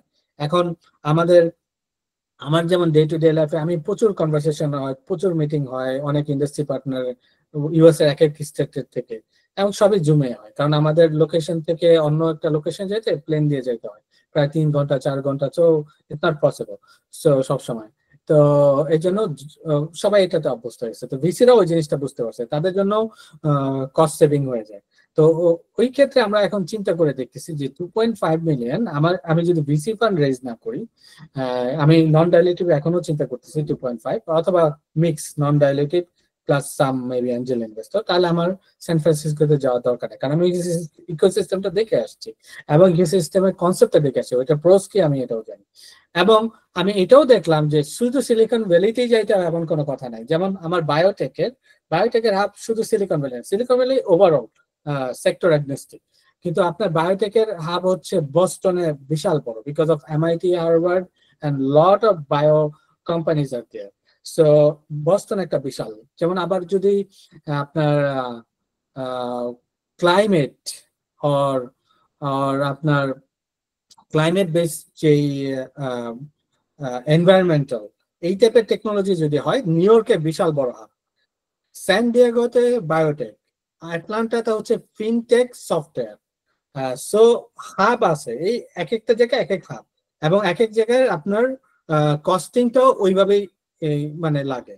যেমন অ্যাটলান্টার কস্ট হয়তো কম, তো সেই জন্য আমি এখন অ্যাটলান্টা থাকতে পারি। আমার যদি ফিনটেক অথবা এআই বেস কোনো কোম্পানি হতো, ডেফিনেটলি আমি অ্যাটলান্টাতেই পুরা পুরা জার্নিটা করতাম। এখন হয়তো যেটা আমার বায়োটেক, হয়তো আমাকে মুভ করতে হবে সিলিকন ভ্যালিতে একটা পয়েন্টে, বিকজ অফ এটা আমার হাব না। সো এই এই ইকোসিস্টেমের ধারণাটা, এটা আমি আসলে ওই 50 ইয়ার্স এর প্রোগ্রামের থ্রুতেই পাইছি, এবং ওইখানে আমাদেরকে অনেক ফাউন্ডারদের সাথে কানেক্ট করা দেওয়া হয়েছে, এবং আমি কয়েকটা ফাউন্ডারের ফ্যাসিলিটিস গেছি, এবং প্রত্যেকেরই একই কথা, যতটা পারো লিন। প্রথমে একটা কোম্পানির কথা আমি বলতে পারি, যেটার নাম হচ্ছে মল্টেন। তারা হচ্ছে একটা ব্যাটারির গ্রাফেট ক্রিয়েট করে ন্যাচারাল গ্যাস থেকে।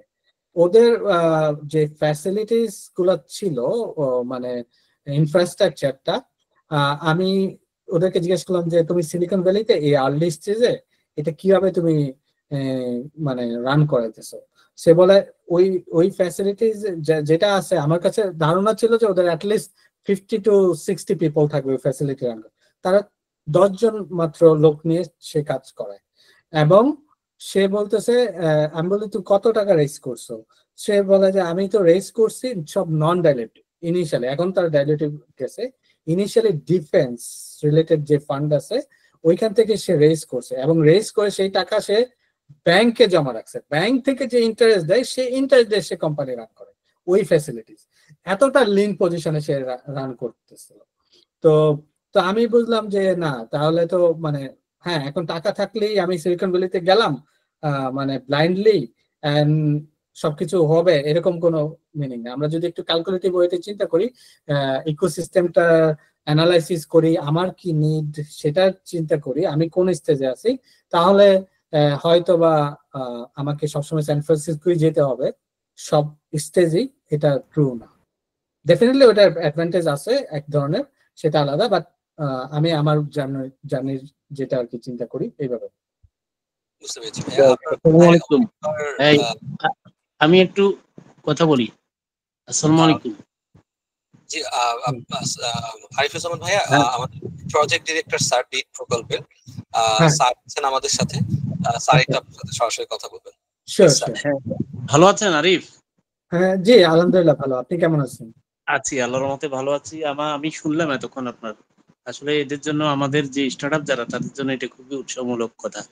এখন একটা বিষয় একটু বলতে চাচ্ছি, আমাদের এই স্টার্টআপদের সাথে আমরা মানে লিঙ্কটা আরো কিভাবে সিলিকন ভ্যালি, বা আপনি যেটা বললেন আমি শুনলাম এতক্ষণ, আরো অন্যান্য ইয়েগুলো সম্পর্কে যে আমরা কিভাবে এদের সাথে লিঙ্ক আপ করতে পারি।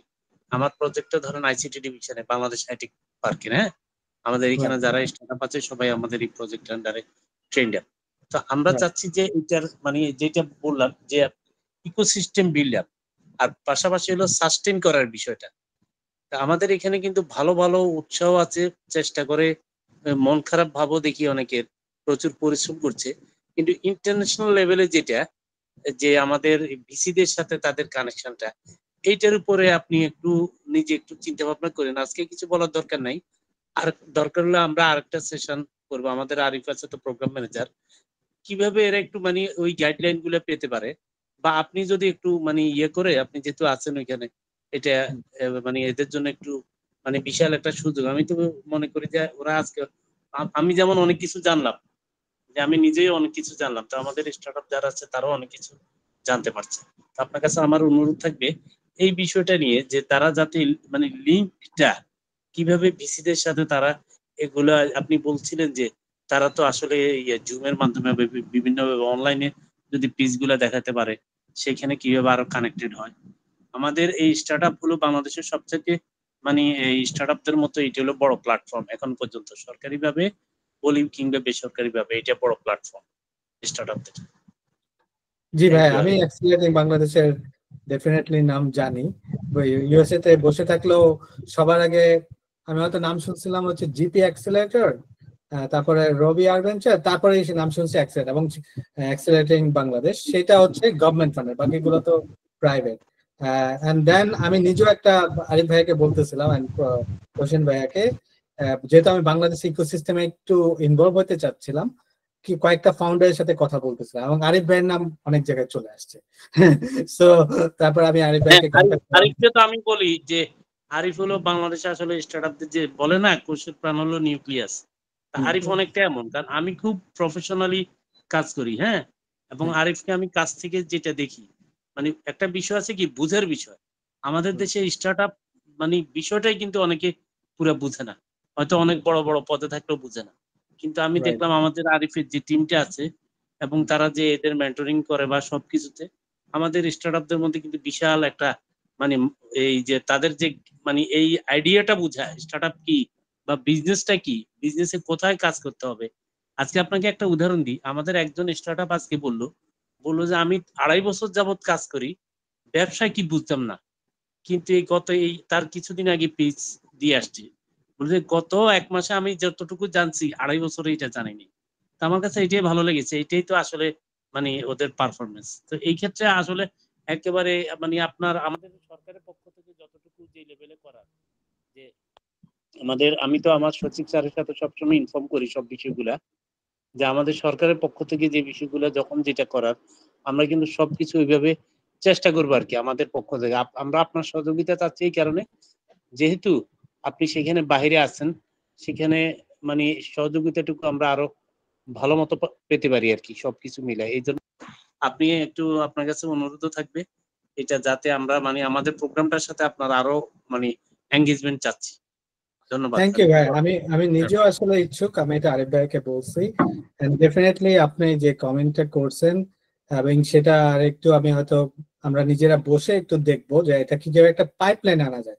একটা হচ্ছে আমি ইন্ডিভিজুয়ালি একজনকে নিয়ে আসলাম, সেটা একটা।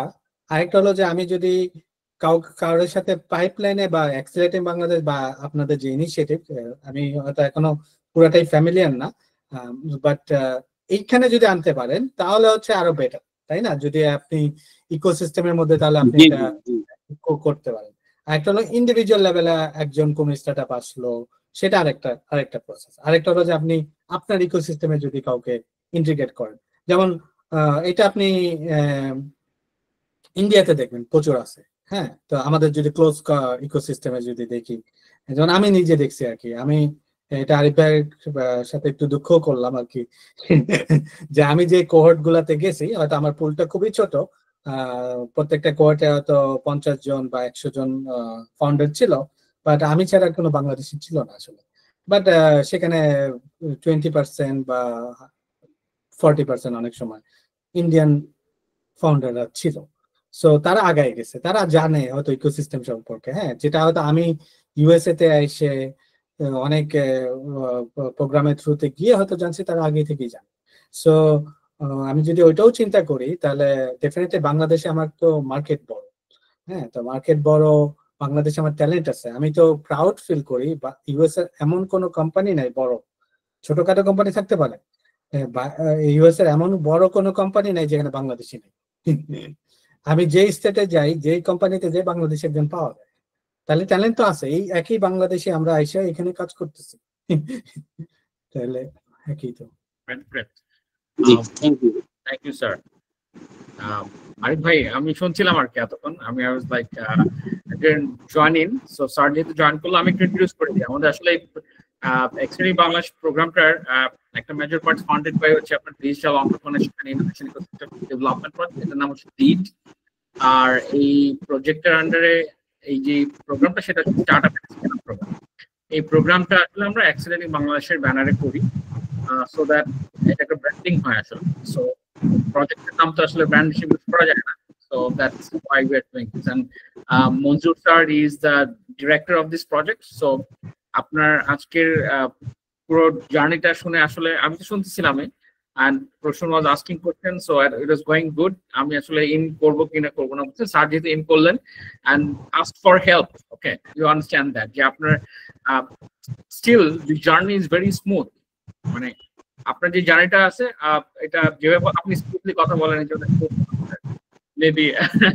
maybe you know the struggle, but আমাদের দেশে আসলে যে মেইন প্রবলেম হচ্ছে কি এই যে আপনি নিজের স্ট্রেংথটাকে যে লিভারেজ করবেন, যে ফার্স্ট পয়েন্ট আছে, হ্যাঁ, এবং তারপরে আপনি you will be going for আপনি স্টার্টআপ বিল্ড আপ করে কাস্টমার ডিসকভারি করে স্লোলি রিসার্চ করে মার্কেট রিসার্চ করে ইন করবেন, নেটওয়ার্ক বিল্ড আপ করবেন, এবং আপনার then you get for investment opportunities. তো এই যে মডেলটা দিলেন এটা আসলে আমাদের এক্সেলেন্ট বাংলাদেশের model.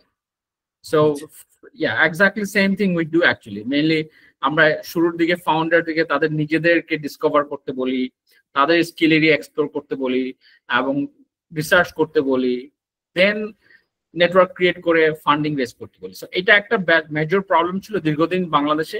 We want to have everything like fast food. So I made a startup, I created a pitch deck and I got fund. এটা হয়েছে অবশ্য, it happened, so it's very unfortunate it happened in Bangladesh. এটা sir জানেন ভালো করে যে আমাদের দেশে এটা হয়েছে যে you made a pitch deck at night and you went to a project, you presented a pitch deck, you got টাকা।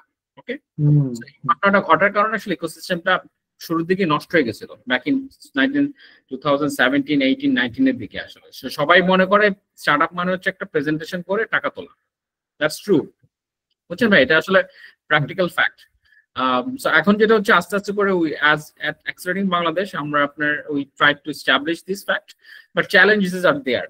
Startup থাকলে চ্যালেঞ্জ তো থাকবেই, so but patience আস্তে আস্তে, because most of the startup founder joined our program back in 2024 January, and this is 1 year, 6 months, 8 months going on. They are still with our program. They are doing pivots. They are working every day, every night, and then coming back to us. So we are trying to connect them with investors like আপনার entry. এখানে আপনি আসলেন যে already I had a talk, আপনার সাথে কথা হয়েছে, এবং in fact we can take your help and you want to help also, so you want to help. So আমার মনে হয় স্যার যেহেতু ইন করলো আমি একটু ইন করে বললাম thank you very much for today's session, it was outstanding and hope that already আপনাকে কিছু বুকিংও আসছে আপনার, মানে আমাদের যে মেন্টর প্ল্যাটফর্মে তো একটা বুকিং সিস্টেম আছে যেটাতে আসলে আস্ক ফর সাপোর্ট, সেই সাপোর্ট আমি দেখেছি কেউ অনেকে সাপোর্ট চেয়ে বসছে আপনার। সো আমরা will be having this one in later period someday inshallah. So Arif, G sir. হ্যাঁ, আমি আরেকটু বলি আরিফ ভাই, আরেকটা বিষয় বলি, যেমন কালকে আমার অফিসে একজন স্টার্টআপ আসছিল, আরিফ ছিলেন তখন, তো বললো যে মাসে তার এখন 5 লক্ষ টাকা করে ধরেন রেভিনিউ হচ্ছে। তো সে বললো যে স্যার আমার যদি এখন 20 থেকে 30 লাখ টাকা কোথাও ব্যবস্থা করে দিতে পারতেন আমরা কিন্তু দাঁড়াই যেতাম। এবং আমি দেখলাম যে তার আসলে আমি অনেকদিন ওকে নিয়ে বসছি, অ্যাটলিস্ট 15 to 20 days আমি বসছি।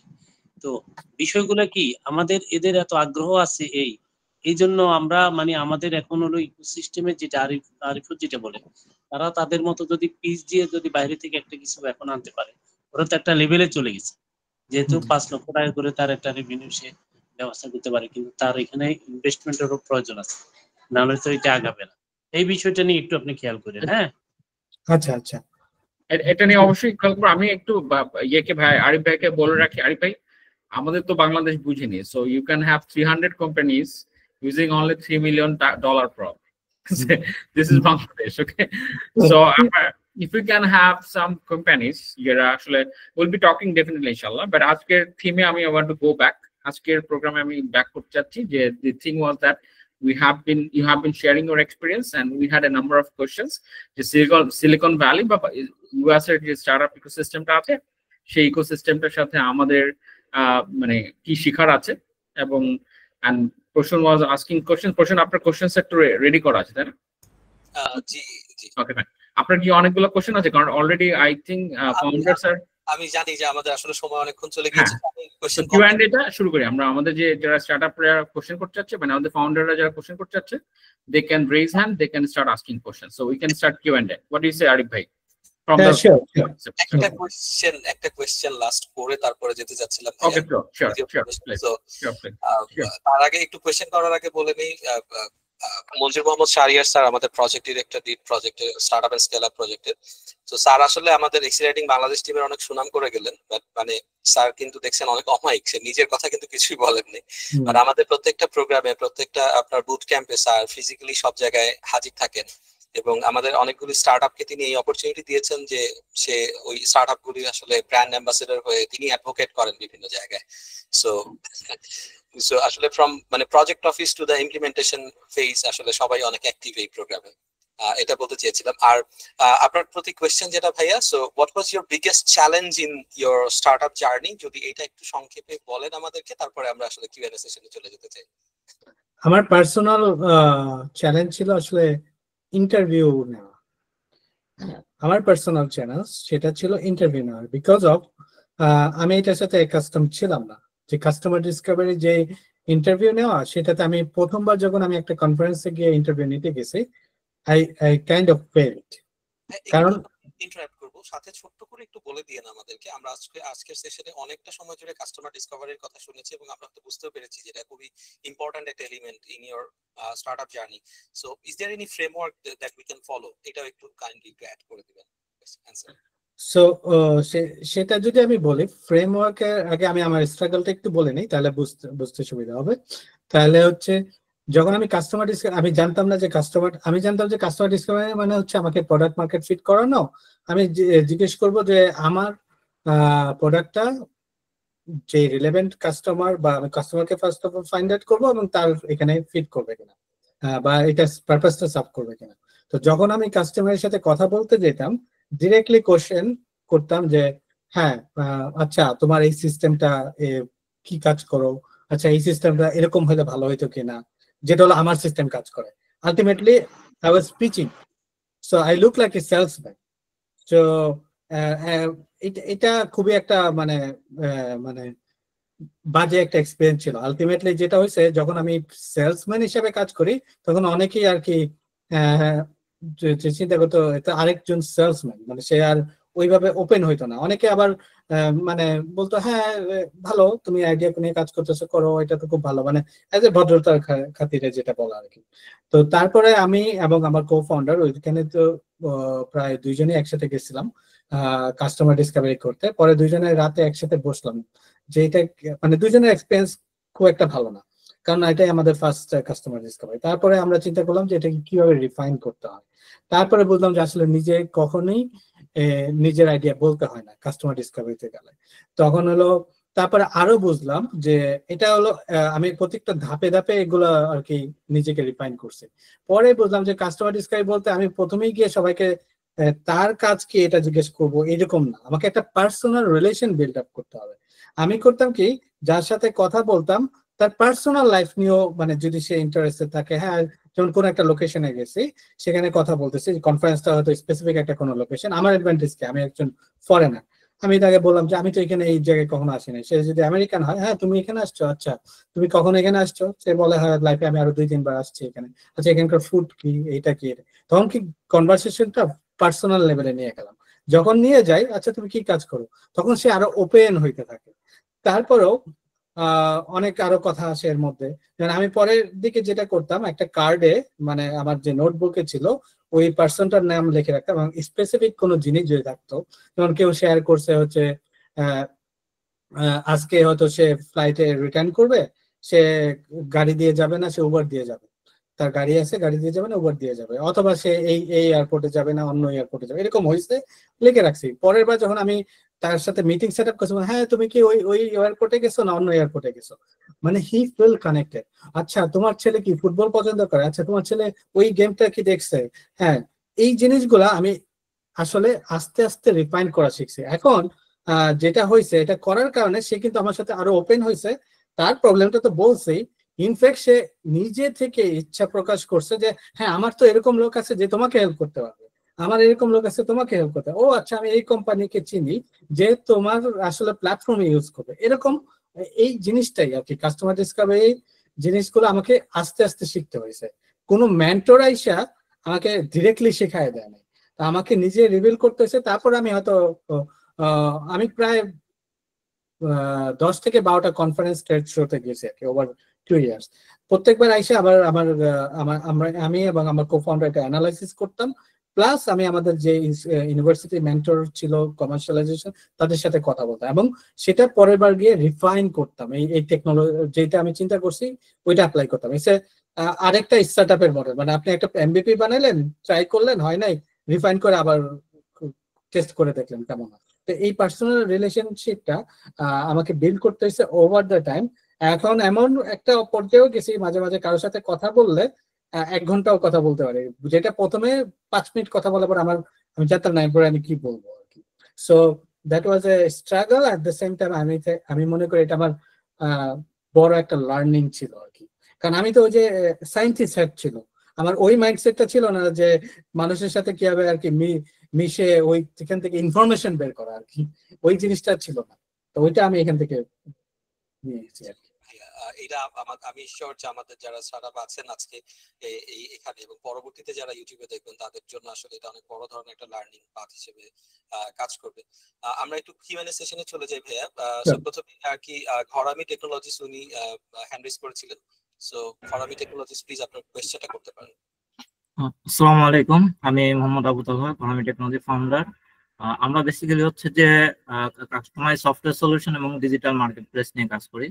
তো আমার প্রশ্নটা হচ্ছে যে আমি বাংলাদেশে বসে কাজ করতেছি আপনার ডিজিটাল প্রোডাক্ট নিয়ে, এই প্রোডাক্টের কাস্টমার সেগমেন্ট আমি যদি ইউএসএ তে নিতে চাই তাহলে সেটা কিভাবে করতে পারি, মানে কিভাবে করলে আমার জন্য সুবিধা হয় যে ইউএসএ তে হচ্ছে আমার প্রোডাক্টের সেল করা বা সার্ভিস সেল করা।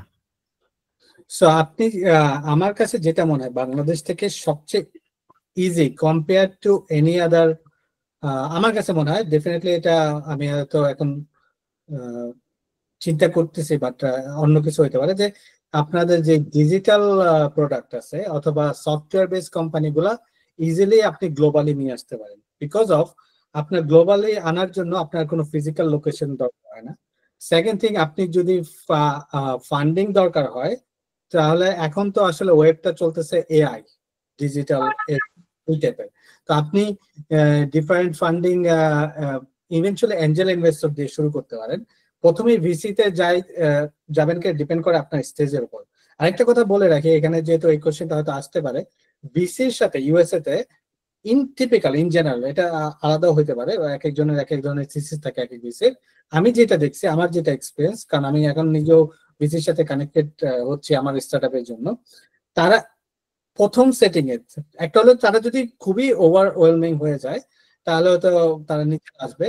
ইন জেনারেল প্রথমেই আপনাকে ফান্ড করবে না, তারা আপনাকে দেখবে প্রথম 3 মাস 2 মাস 6 মাস দেখবে, আপনাকে জানার চেষ্টা করবে, জানার চেষ্টার পরে তারপরে আপনাকে ফান্ড করার চেষ্টা করবে যদি করতে চায় আর কি। প্রথমে তো একটা ইন্ট্রোডাকশন মিটিং হবে, তারপর হলো মানে এটা কয়েকটা আমি এটা তো আলাদা একটা যদি ইন্টারেস্ট থাকে আমি বলতে পারি পুরো প্রসেসটা কি। সো ওইটা একটা এক ধরনের ফান্ডিং মেকানিজম। আর হচ্ছে আপনার আরেকটা করতে পারেন, যেহেতু আপনার ডিজিটাল প্ল্যাটফর্ম, আরেকটা জিনিস হচ্ছে আপনি যদি কাস্টমার অ্যাকুইজিশনে যান তাহলে সেটা হলো আপনাকে মার্কেটিং করতে হবে। আপনি নিজেও মার্কেটিং এ আছে, ডিজিটাল মার্কেটিং এ, সো মার্কেটিং করতে হবে। তো মার্কেটিং করার জন্য আপনার ডিজিটাল প্ল্যাটফর্মের সবচেয়ে বড় সুবিধা হচ্ছে যে আপনি ডিজিটালি মার্কেটিং করতে পারেন। সো মার্কেটিং করে দেখেন যে আপনি ইউএস এর কাস্টমার আপনাকে কিভাবে রেসপন্স করে। ইনফ্যাক্ট আপনি রিলেভেন্ট মানুষের সাথে কন্ট্যাক্ট করেন। আমি লিঙ্কডইন এর থ্রুতে, let's say first of all, যেমন ইউএসএ তে আমরা যেটা কি ইউজ করতাম আদার দেন লিঙ্কডইন, এটা বলা হয় রকেট রিচ। ওটার আবার ফ্রি ইউজ করতে গেলে একটা লিমিটেশন থাকে আপনার পেইড হলে, আর ওইখান থেকে আপনি ইমেল অ্যাড্রেস, তারপরে কে কোন কোম্পানিতে আছে ওই জিনিসগুলো হয়তো পাবেন। তাহলে ওইখানে থ্রুতে আপনি কন্ট্যাক্টও করতে পারেন, মানে ইমেল মার্কেটিং করতে পারেন, ইমেল কাস্টমার ডিসকভারি করতে পারেন। সো এই প্রসেস গুলোতে আপনি হয়তো ইউএস এর মার্কেটে হয়তো আপনি এন্টার করতে পারেন। তো এখানে দুইটা জিনিস, একটা হলো মার্কেটিং, আরেকটা হলো যদি আপনার ফান্ড থাকে তাহলে কয়েকটা মেকানিজম। সরি, যেটা বললেন রকেট, আপনাকে একটু ভালো করে দেখতে পারতাম, একটু বড় স্ক্রিনে দেখতে পারতাম। ভাইয়া কি আমাকে বলে? আমি কথাটা জি শুনতে জি পাই। জি, আমি আপনাকে বলেছি ভাইয়া, আপনি মানে স্ক্রিনশটটা অফ করে দিলে আপনাকে একটু ও বড় করে শিওর শিওর শিওর, আচ্ছা বলো। আরেক ভাই ওই যে কি রকেট, যে মানে rocket reach, rocket rocket reach, race. এটা আমি একটা বললাম, আরো অনেক আছে। আর আর লিঙ্কডিনও করতে পারেন। আমি কিন্তু প্রচুর লিঙ্কডিন ইউজ করি। এই যে আমি বাংলাদেশের কয়েকজনের সাথে, ফাউন্ডের সাথে কানেক্টেড লিঙ্কডিনের থ্রুতে, এবং বেশি অনেক রেসপন্স। আপনি সেম টু ইউএস লিঙ্কডিনে কানেক্ট হতে পারেন। যদি কানেক্ট না হয় তাহলে হচ্ছে ইমেল অ্যাড্রেস, ওই রকেট রিচ, আরো কিছু আছে প্ল্যাটফর্ম, ওগুলো থেকে। আমি রকেট রিচ ইউজ করি, তাই ওই জন্য রকেট রিচের কথা বলবো। থ্যাংক ইউ ভাই। ভাই আপনার লিঙ্কডিন এর আইডিটা একটু কমেন্ট বক্সে দিয়ে দিন। আচ্ছা, হ্যাঁ আমরা শেয়ার করে দেবো। এরপরে হচ্ছে শাকিল হাসান সৈকত ভাই ছিলেন, আপনি আপনার প্রশ্নটা করতে পারেন। Assalamu alaikum, sir. Sir, from your experience and journey, I have a question that how can we get our first investment for our company in an idea stage, and the role of LinkedIn to find investor and reaching out them. So idea স্টেজে এখন কথা হলো আপনি কোন ইকোসিস্টেমে। আমি Bangladesh ecosystem সম্পর্কে হয়তো আপনাকে ওইভাবে আইডিয়া দিতে পারবো না, যেহেতু আমি ওখানে নাই। গত 10 বছর ধরে বা 10 বছর বেশি হয়ে গেছে। ইউএস এর ইকোসিস্টেমে যদি আমি বলি, ইউজুয়ালি ইউএস এর ফাউন্ডারের পার্সপেক্টিভে অনেকগুলো মেকানিজম আছে, ঠিক আছে। তো অনেকগুলো মেকানিজম বলতে, যেমন আপনার নর্মালি যেটা বাংলাদেশে ওই যে আরিফ ভাই বললো যে আপনার অ্যাক্সিলারেটর প্রোগ্রামে একটা হয়তো প্রেজেন্টেশন দিয়েও কিছু ফান্ড পাওয়া যায়, সিমিলার হিয়ার। তারপরে আমার ইউনিভার্সিটিতে যেমন যে ইনকিউবেশন প্রোগ্রাম আছে, আপনি গেলেই $5,000 দিয়ে দিবে আর কি। তো এরকম আছে যেটা হলো সফটওয়্যার বেস বা ওরকম কিছু হলে কিছু করা যায় আর কি, এরকম দেখছি আর কি। তারপরে হলো যে আপনি যদি এর থেকেও বেশি কিছু চান, যেমন আমার ইউনিভার্সিটির আলামনাই আছে যারা, তারা হলো ফান্ডিং করতো। একজন আছে, সে হলো একটা কোম্পানি ছিল, সে ওইটা 2003-তে সেটা সেল করছে প্রায় $2.3 বিলিয়ন। সেল করার পর এখন সে জাস্ট ইউনিভার্সিটিতে থাকে, যত এন্টারপ্রেনার আছে তাদেরকে ফান্ড করাচ্ছে, মানে করে, এবং সেখানে ইকুইটি সেফ বা এরকম মেকানিজম সে ইউজ করে, বাট সে হেল্প করে আমার, যেহেতু সে আমাদের ইউনিভার্সিটির আলাম নেই, সে ওই হিসাবে। তারপরে আপনার ইকোসিস্টেমে যদি, এটা হলো ইউএস এর কথা বলতেছি, ইউএসএ তে যেমন আমাদের অ্যাটলান্টাতে অনেক মানে অ্যাঞ্জেল ইনভেস্টর হিসেবে অনেক বড় বড় ফাউন্ডার আছে যারা হচ্ছে অ্যাঞ্জেল ইনভেস্টিং করে, যারা আইডিয়া স্টেজে করে। তারপরে হচ্ছে আরো আছে হচ্ছে গভর্নমেন্ট ফান্ড থাকে। আমি কিন্তু আপনাকে ওই যে বলতেছিলাম আপনাদেরকে, যে দেখাচ্ছিলাম যে আমি কিন্তু 800K রেজ করছি। এটা যদিও আমাদের ইউনিভার্সিটির রিসার্চ ফান্ড, মানে রিসার্চ প্রোটোটাইপ থেকে আমি আনছি, বাট কিছু ফান্ড হয়তো আমি আইডিয়া স্টেজ থেকে নিতে পারতাম, এরকম কিছু ফান্ড ছিল আর কি। সো এটা হলো ইউএস এর ইকোসিস্টেম। এবং কিছু ভিসি আছে, একটা ভিসির সাথে আমি মিট করছিলাম, যে হলো আপনি শুধু আইডিয়া নিয়ে গেলেই আপনাকে ফান্ড করবে। সো কিন্তু এটা হলো ইউএস এর ইকোসিস্টেম, কিন্তু বাংলাদেশেরটা হয়তো একটু দেখতে হবে যে আপনার বাংলাদেশ ইকোসিস্টেম এটা কিভাবে কাজ করে। এরপরে শেখ হুমায়ুন কবির ভাই, আপনি হ্যান্ড রেজ করেছিলেন একদম কনভারসেশনের শুরুর দিকে, আপনি প্রশ্ন করতে পারেন। হুমায়ুন কবির ভাই।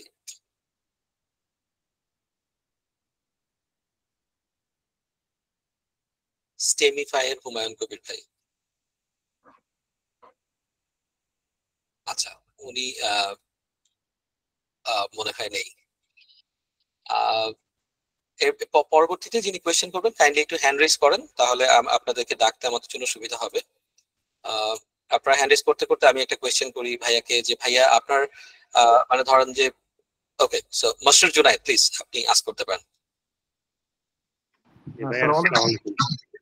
ওয়ালাইকুম আসসালাম। জি ভাই, আমরা কাজ করি মূলত সিডস এবং অ্যাগ্রো টেকনোলজি নিয়ে।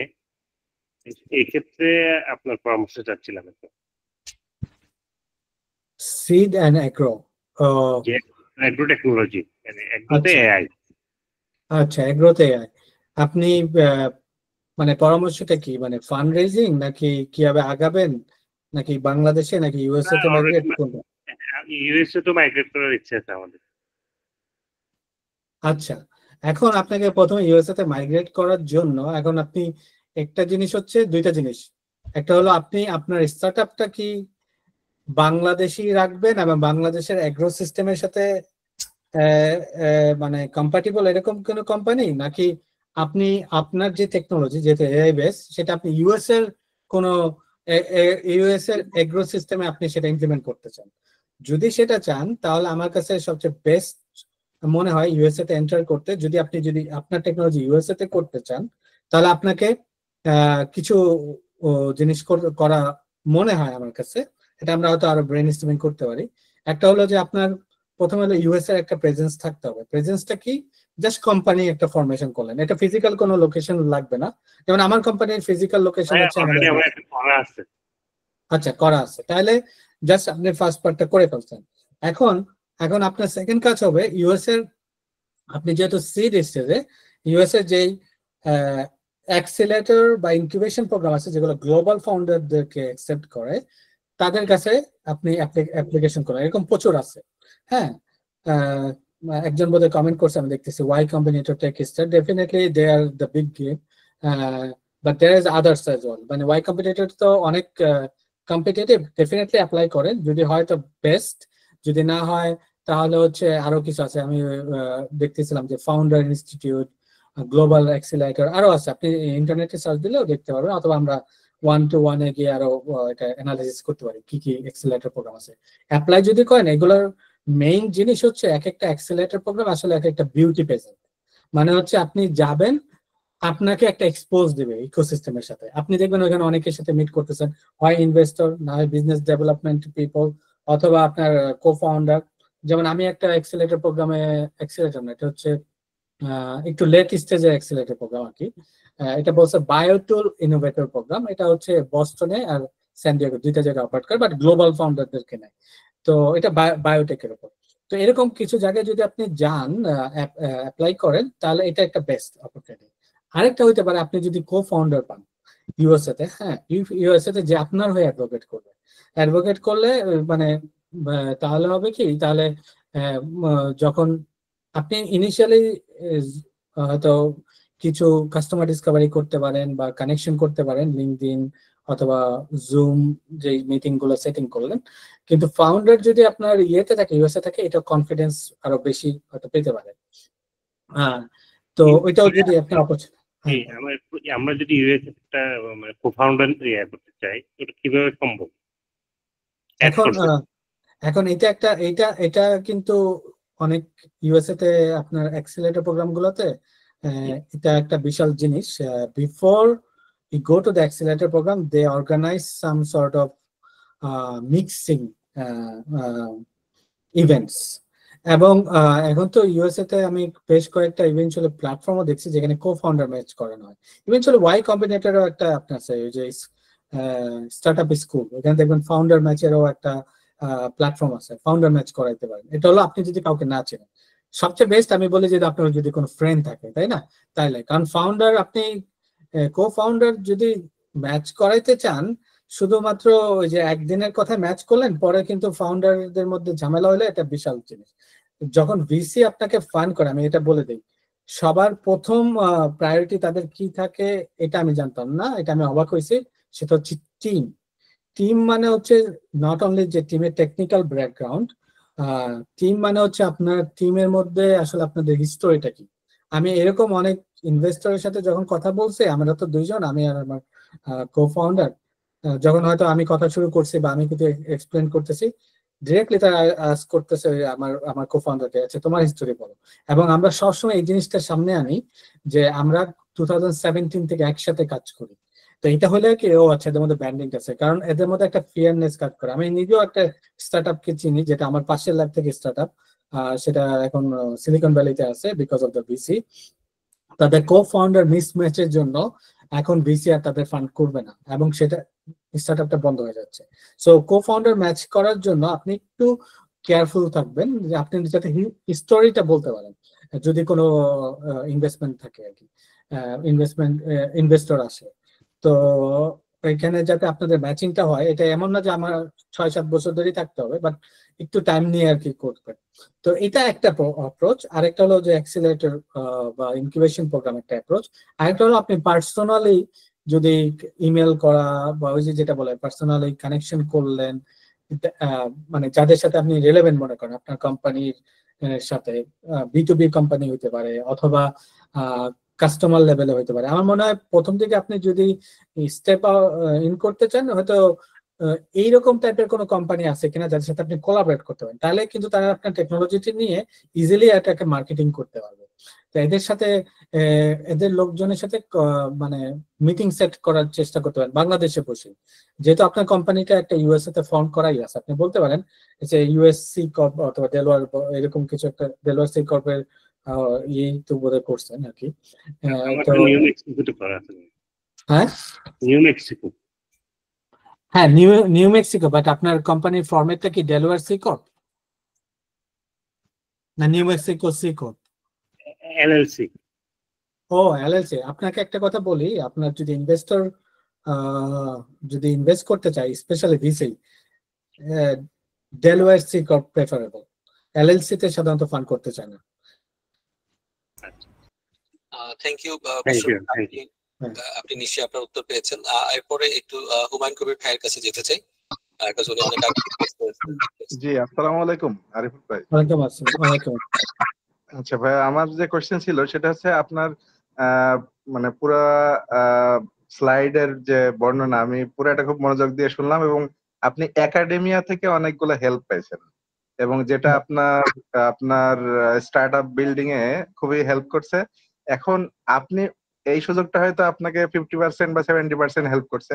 তো আমার প্রশ্ন হচ্ছে যে আমরা যারা ধরেন একাডেমিশিয়ান না, তারা আউট অফ একাডেমি আমরা কিভাবে আপনার মতো করে আরো বেটার ওয়েতে মানে এরকম এক্সপোজার আনতে পারি আমাদের স্টার্টআপে, এর কোনো ওয়ে থাকলে একটু কাইন্ডলি বলতেন। ডেফিনেটলি, কারণ সব স্টার্টআপ তো আসলে একাডেমি থেকে তো নাই। তো আপনার এক্সপোজার আনার বেস্ট ওয়ে হচ্ছে আপনি আসলে সত্যি কথা। হ্যাঁ, আমি একাডেমি থেকে এক্সপোজার পাইছি, আমি লেভারেজ করছি, কিন্তু আমি কি লেভারেজ করছি, যেহেতু আমি একাডেমিতে আছি। তো আমি যদি একাডেমিতে না থাকতাম এবং আমি যদি স্টার্ট আপ করতাম, তাহলে আমি কি লেভারেজ করতাম? আমি অ্যাক্সিলারেটর প্রোগ্রামগুলো লেভারেজ করতাম, অথবা আমি আমার ইকোসিস্টেমে কারা স্টার্ট আপে কাজ করে তাদেরকে লেভারেজ করতাম। এখন আমি জানি না আপনারা হয়তো কোন ফিল্ডে কাজ করেন, মনে করেন আমি যে দুই একটা নাম জানি বলতেছি, বাট আপনি ওই রকমই না। বাংলাদেশে স্টার্ট আপের যে নামগুলো শোনা যায়, যেমন হচ্ছে ট্রাক লাগবে, শপ আপ, এদের মানে হয়তো এদের ফাউন্ডারের সাথে আপনি হয়তো কথা বলতে বা তারা অনেক বিজি থাকতে পারে, বা তাদের মিড লেভেলের কেউ যদি থাকে, বিজনেস ডিরেক্টর, তাদের সাথে কথা বলেন। কথা বলে দেখেন যে ওনাদের জার্নিটা কিরকম ছিল, উনি কিছু জানে কিনা, উনি কাকে হেল্প করতে পারে। কারণ আপনি লেভারেজ করবেন ইভেনচুয়ালি আপনার যদি ভাইও থাকে যে হয়তো স্টার্ট আপের সাথে ডিরেক্টলি জড়িত না, বাট অন্য জায়গায় কাজ করে, সে হয়তো আরেকজনকে চিনবে, তাকে লেভারেজ করবেন। আমি যখন আমার স্টার্ট আপ করি, it's not only like that. আমি আমার একাডেমিক ডেফিনেটলি একাডেমিটা এটার মধ্যে আমি আসছি বলে ওটা লেভারেজ করছি। তো আমি আমার ফ্রেন্ডদেরকে কল দিচ্ছি যারা ইউএসএ তে থাকে, যারা বায়োটেকেও নাই। তুমি কাউকে চিনো কিনা এই কোম্পানি, তুমি কাকে চিনো, তুমি আমাকে কাউকে কানেক্ট করে দিতে পারবা কিনা? যেমন আমি আরিফ ভাইকে কেমনে কানেক্ট করছি, আরিফ ভাইকে তো আমি চিনিই না, আরিফ ভাইকে কিন্তু লিঙ্কডইনে আমি কানেকশন পাঠাইছি। তারপরে আপনাদের আমি জানি না এখানে কেউ আছে কিনা, অনেক ফাউন্ডারকে আমি রিচ আউট করছি হ্যাঁ লিঙ্কডইনের থ্রুতে। হ্যাঁ, কারণ আমি বাংলাদেশের ইকোসিস্টেমটা সম্পর্কে জানতে চাই। হ্যাঁ, এই জন্য বললাম যে আমি প্রায় কয়েকজনের সাথে কথা বলছি, কয়েকটা ফাউন্ডারের সাথে, যে তাদের প্রবলেমটা ফাইন্ড আউট করার জন্য। তো এটা আমি ঘরে বসে ইউএসএ তে বসে আমি বাংলাদেশের ফাউন্ডারের সাথে কানেক্ট হচ্ছি। তো এই পার্সোনাল লেভেল থেকে আপনি এই লেভারেজটা করতে পারবেন, এবং এইটা করার পরে কি হবে, আপনি অপরচুনিটি গুলো জানতে পারবেন যে আচ্ছা হ্যাঁ সবাপের মালিক তো এই ফান্ড গুলো পাইছিল, আচ্ছা আরিফ ভাই আর কি ফান্ড আছে বলেন তো। আরিফ ভাইয়ের সাথে কথা বলবেন, definitely he is a very helpful guy. মানে আমি তো এটা অনেকের কাছেই আর কি কথা শুনছি। সো আপনার যা আছে, আমি ওইটাই বললাম, আমার হয়তো একাডেমিক ইকোসিস্টেমে ছিলাম, একাডেমিক লেভারেজ করছি। আপনার যেটা আছে সেটা নিয়েই আপনাকে আর কি আপনি চিন্তা করবেন যে আপনার কি আছে, আপনার আশেপাশে কি আছে। আপনার ভাই থাকতে পারে, আপনি কাউকে চিনেন না, লিঙ্কডইন আছে আপনার হাতে, আপনি তো আমি মনে করি ইনফ্যাক্ট অ্যাক্সেলারেটর বাংলাদেশে আছেন, তো আপনার জন্য আরো বেটার কম্পেয়ার টু যে হয়তো অ্যাক্সেলারেটর বাংলাদেশে নেই। আপনি আরিফ ভাইয়ের সাথে কথা বলবেন, আপনি আরেকটা অ্যাক্সেলারেটর প্রোগ্রামের সাথে হয়তো কথা বলতে পারেন, আরেকটা ফাউন্ডারের সাথে কথা বলতে পারেন সিমিলার যারা হচ্ছে ফান্ড পাচ্ছে। যেমন আরিফ ভাই যেটা বললো যে অরেঞ্জ কর্নার এখানে হয়তো 5000 ইউরো। তারপর আমি একটা শুনলাম ওই দিন লিঙ্কডইনে দেখলাম, সত্যি কথা, কোন এক ফাউন্ডার পোস্ট করছে জার্মানির একটা অ্যাক্সেলারেটর প্রোগ্রাম, সেই বাংলাদেশ থেকেই সফটওয়্যার রিলেটেড, সেখানে জয়েন করছে, সেখানে হয়তো কিছু টাকা ফান্ডিং করা হয়। তো আমার মনে হয় বেস্ট জিনিস হচ্ছে আপনাকে জানার জন্য কানেক্টেড হওয়া। সো কানেক্টেড যদি হইতে পারেন মানুষের সাথে, আপনি অনেক কিছু জানবেন। আমি জানছি বিকজ অফ আমি কানেক্টেড হয়েছি, কানেক্টেড না হলে আমি জানতাম না। একাডেমিক বসে আমার প্রফেসর তো এগুলো জানে না, আমি যা জানি প্রফেসর এগুলো জানে না। সে কিন্তু একই একাডেমির মধ্যে বসে, সে আমাদের সাথে ফাউন্ডার, সে তার একাডেমিক কাজ করে যাচ্ছে। আমি জানি বিকজ অফ আমি সারাক্ষণ এগুলোর মধ্যে আছি। হ্যাঁ, তো ওইটাই আমি মনে করবো যে আপনি আপনার সিস্টেমটাকে লেভারেজ করেন। ভাইয়া এরপরে ছিলেন ইয়াসিন এফরান। হ্যালো, আসসালামু আলাইকুম। ওয়ালাইকুম আসসালাম। জি ভাই, আমার কোশ্চেন ছিল, আমার কাছে একটা ডেমো এমভিপি আছে, আর আমি ওয়াই কম্বিনেটর কোম্পানির সাথে কন্ট্যাক্ট করার চেষ্টা করছি, বাট তাদের কোনো রেসপন্স পাচ্ছি না। তো ইয়াসিন এক্ষেত্রে ভাই, আমি আমরা আপনাকে ঠিক করে শুনতে পাচ্ছি না, আপনি কি কাইন্ডলি একটু কানেকশনটা চেক করে আবার বলবেন প্লিজ? হ্যালো, আসসালামু আলাইকুম। এখন শোনা যাচ্ছে? হ্যাঁ, এখন বুঝতে পারছি। জি, আমার কাছে একটা ডেমো এমভিপি আছে, হয়তো ওটা 50% করা, আরও কিছু কাজ আছে ওটায়। এখন আমি ওয়াই কম্বিনেটর এরকম বিভিন্ন বাইরের ফান্ড প্রোভাইডার কোম্পানির সাথে কন্ট্যাক্ট করার চেষ্টা করছি, মেইলে বা তাদের অ্যাপ্লিকেশন করছি। এখন আমি তাদের কোনো রেসপন্স পাচ্ছি না বেসিক্যালি ভালোভাবে। তো আমার কোশ্চেন হলো, আমি কিভাবে আমার এই আইডিয়াটা বা পিচ, আমি যেহেতু এখন আইডিয়া পর্যায়ে আছি, আমার কাছে এমভিপি আছে আর পিচ ডেক আছে, এতটুকুই জাস্ট। তো আমি কিভাবে ওইসব কোম্পানিদের সাথে কন্ট্যাক্ট করব, বা আমার বিজনেস মডেলটা আমি কিভাবে তাদের কাছে তুলে ধরতে পারি, এই বিষয়ে জানা ছিল যে ওইসব কোম্পানি কিভাবে কন্ট্যাক্ট করব, কেন আমার সাথে কন্ট্যাক্ট করবে, এইরকমের একটা জিনিস। আমি যেহেতু তাদের অ্যাপ্লিকেশন করছি, বাট ওরকম একটা রেসপন্স আসে না। আমি কয়েক জায়গায় মিটিংও করছিলাম, বাট ওরকম একটা রেসপন্স পাচ্ছি না। মানে ছোট ছোট ফান্ড প্রোভাইডার কোম্পানি, তো তারা বলছে যে তারা এত বড় প্রজেক্টে কাজ করে না বা এই রকমের কিছু। তো আমি কিভাবে বাংলাদেশে থেকে বাইরের কান্ট্রি ইউএসএতে বা অন্যান্য কান্ট্রি থেকে ফান্ড নিতে পারি, বা কিভাবে আমার এই স্পিচটা বা আমার এমভিপিটা ডেভেলপ করে তাদের কাছে এই উপস্থাপন করতে পারি, যাতে তারা আরও ভালো করে আমার মডেল সম্পর্কে জানে বা আমাকে বিশ্বাস করে আমাকে আমার কোম্পানির জন্য ফান্ড দেয় বা গ্রো করতে আমাকে সাহায্য করে। তো এই জিনিসটা। প্রশ্নটা বুঝতে পেরেছি। হ্যাঁ, তো আপনার জন্য আমার প্রথম জিনিস পরামর্শ হবে, যেহেতু আপনি অনেক জায়গায় অ্যাপ্লাই করেছেন বাট কোনো রিপ্লাই পান না, আমার কথা হলো যে আপনি কোনো ফিডব্যাক পাইছেন কিনা আপনার এমভিপি এবং বিজনেস মডেল, আপনার আশেপাশে যারা আছে বা যাদেরকে অ্যাপ্লাই করছেন তাদের কাছে হয়তো কোনো ফিডব্যাক চেয়েছেন কিনা। যদি ফিডব্যাক পান তাহলে নিশ্চয়ই আপনার মডেলের রিফাইন কিছু একটা করার হয়তো অপরচুনিটিস আছে, যেটা করে, যেমন একটা ফিডব্যাক আপনি বললেন যে এত বড় ফান্ড করে না, কেউ একজন আপনাকে বলছে আর কি। তো তাহলে তার মিনিংটা কি, আপনার ইয়াটা কি ওভার অ্যাম্বিশিয়াস হয়ে গেছে? ওভার অ্যাম্বিশিয়াস হইতে পারে, তার মানে এখন হয়তো আপনার জন্য এটা প্রযোজ্য না। যেমন আমি আমার স্টার্টআপে বলি, আমি এখন অ্যাম্বিশন করলাম যে আমার কোম্পানি এমন কিছু একটা বানাবে যে 10 বছর পরে ক্যান্সারে কি হবে সেটা প্রেডিক্ট করবে। তো এটা বলে তো লাভ নেই, এটা হয়তো আমি জানি এটা করবে, হয়তো বা আমি চিন্তা করতেছি কিভাবে করবে। মানুষকে এটা বিলিভ করাতে গেলে আমাকে অন্যরকম ভাবে চিন্তা করতে হবে। তাহলে আমাকে প্রথমে যেটা হবে, এর থেকে আগের মাইলস্টোনটা কি হবে ওই জায়গায় যাওয়ার জন্য। তো আমাকে মাইলস্টোন গুলো ছোট ছোট ভাগে ভাগ করতে হবে, ভাগ করে যেটা হচ্ছে আমি এখন নিয়ার ফিউচারে রিচ করতে পারবো, যেটা হচ্ছে মার্কেটেবল এবং সবকিছু গ্রোথ থাকবে, ওইটা আমাকে পিচ করতে হবে। তো এই জিনিসগুলো রিফাইন করতে হবে আপনাকে। তো আপনি একটা এমবিপি ক্রিয়েট করছেন, বিজনেস মডেল ঠিক করছেন, দ্যাটস গুড। আপনি আমার সাজেশন থাকবে আরো মানুষের সাথে কথা বলেন, এমবিপি দেখান। ইনফ্যাক্ট আপনি আমার সাথে একটা 1-on-1 মিটিং করতে পারেন, আমি দেখি আপনার বিজনেসটা কি, বিজনেস আইডিয়া কিরকম, তাহলে কেন তারা রেসপন্স করতেছে না, রেসপন্স নাই করতে পারে। আপনি ওয়াই কম্বিনেটর কথা বললেন, আমি জানি আর কোন কোন জায়গায় অ্যাপ্লাই করছেন। এদের কাছে হচ্ছে পুরো ওয়ার্ল্ডের থেকে মনে করেন প্রচুর অ্যাপ্লিকেশন আছে। এখন তার এত হয়তো সময় নাই যে আপনাকে ইন্ডিভিজুয়ালি রেসপন্স দিবে। হয়তো একটা পয়েন্টে গিয়ে হয়তো রেসপন্স দিতে পারে যে আপনি হয়তো অ্যাকসেপ্ট হয়েছেন, যদি হন তাহলে হয়তো বেটার, বাট যদি না হন তাহলে হয়তো বলবে যে সরি, মানে হয়নি। তো এই জন্য আমার কাছে মনে হয় আপনি আপনার বিজনেস মডেল এবং এমবিপি নিয়ে আরেকটু চিন্তা করেন, আরো ফিডব্যাক নেওয়ার চেষ্টা করেন। এটা মনে হয় আমার কাছে প্রথম একটা সাজেশন হইতে পারে আমার কাছে। অনেক সুন্দর বলেছেন ভাইয়া। এবং সাথে সাথে এর আগেও আসলে ওনাকে মানে আপনি ডিসক্রাইব করছিলেন আরেকটা কোশ্চেনের জন্য যে ঠিক আছে, আমার কাছে যদি কিছুই না থাকে তাহলে লিঙ্কডইন আমার কাছে অনেক বড় একটা অস্ত্র। হ্যাঁ, লিঙ্কডইন আমার ওয়েপন, সো লিঙ্কডইন ইউজ করতে পারেন ইয়াসিন ভাই। আমাদের আসলে অনেকেই হাত তুলে আছেন, আমাদের সময়ও খুব স্বল্পতা আছে সময়ের। সো আমরা আসলে মুভ করছি সায়াম ভাইয়ের কাছে। সায়াম বিন ইসলাম ভাই, আপনি কোশ্চেন করতে পারেন। আসসালামু আলাইকুম প্রসূন ভাই, আরিফ ভাই কেমন আছেন? জি আলহামদুলিল্লাহ ভালো, আপনি কেমন আছেন শাহিন ভাই? এই তো ভাই আছি। আরিফ ভাই আপনার সাথে মেবি আমার স্যাটারডেতে একটা মিটিং স্কেডিউল করা আছে, ঠিক আছে? লিঙ্কডইনে আমরা কমিউনিকেট করছিলাম। তো বাই দ্য ওয়ে আমি মানে কিছু জেনারেল কোশ্চেন ছিল আমার এই বিষয় নিয়ে। লেটস সে যে আপনার কি মনে হয়, আপনার অপিনিয়নটা জানতে চাচ্ছিলাম যে ধরেন এআই বেস বা মেশিন লার্নিং বেস যে স্টার্টআপ আইডিয়া গুলো এই মুহূর্তে আমি অনেকের কাছেই শুনতে পাই, কিন্তু আমার জানা মতে যে এগুলা তো এক্সিকিউট করতে গেলে হিউজ পরিমাণে রিসোর্স এন্ড মানি দরকার, ঠিক আছে? তো বাংলাদেশের মতো থার্ড ওয়ার্ল্ড কান্ট্রির একটা দেশ হিসেবে এই স্টার্টআপ গুলা কি খুব বেশি ওভার অ্যাম্বিশিয়াস কিনা? মানে অবশ্যই কোনোটারই তো সাকসেস রেট বা পসিবিলিটি 100% হবে না, বা কম হবে বেশি হবে, কিন্তু এইগুলা অ্যাকচুয়ালি এক্সিকিউট করার আপনার পসিবিলিটিটা কেমন হতে পারে? কারণ আমি জানি যে এগুলাতে তো একটা বিশাল পরিমাণে সার্ভার সেট আপ করা লাগে এবং হিউজ ইনভেস্টমেন্ট লাগে।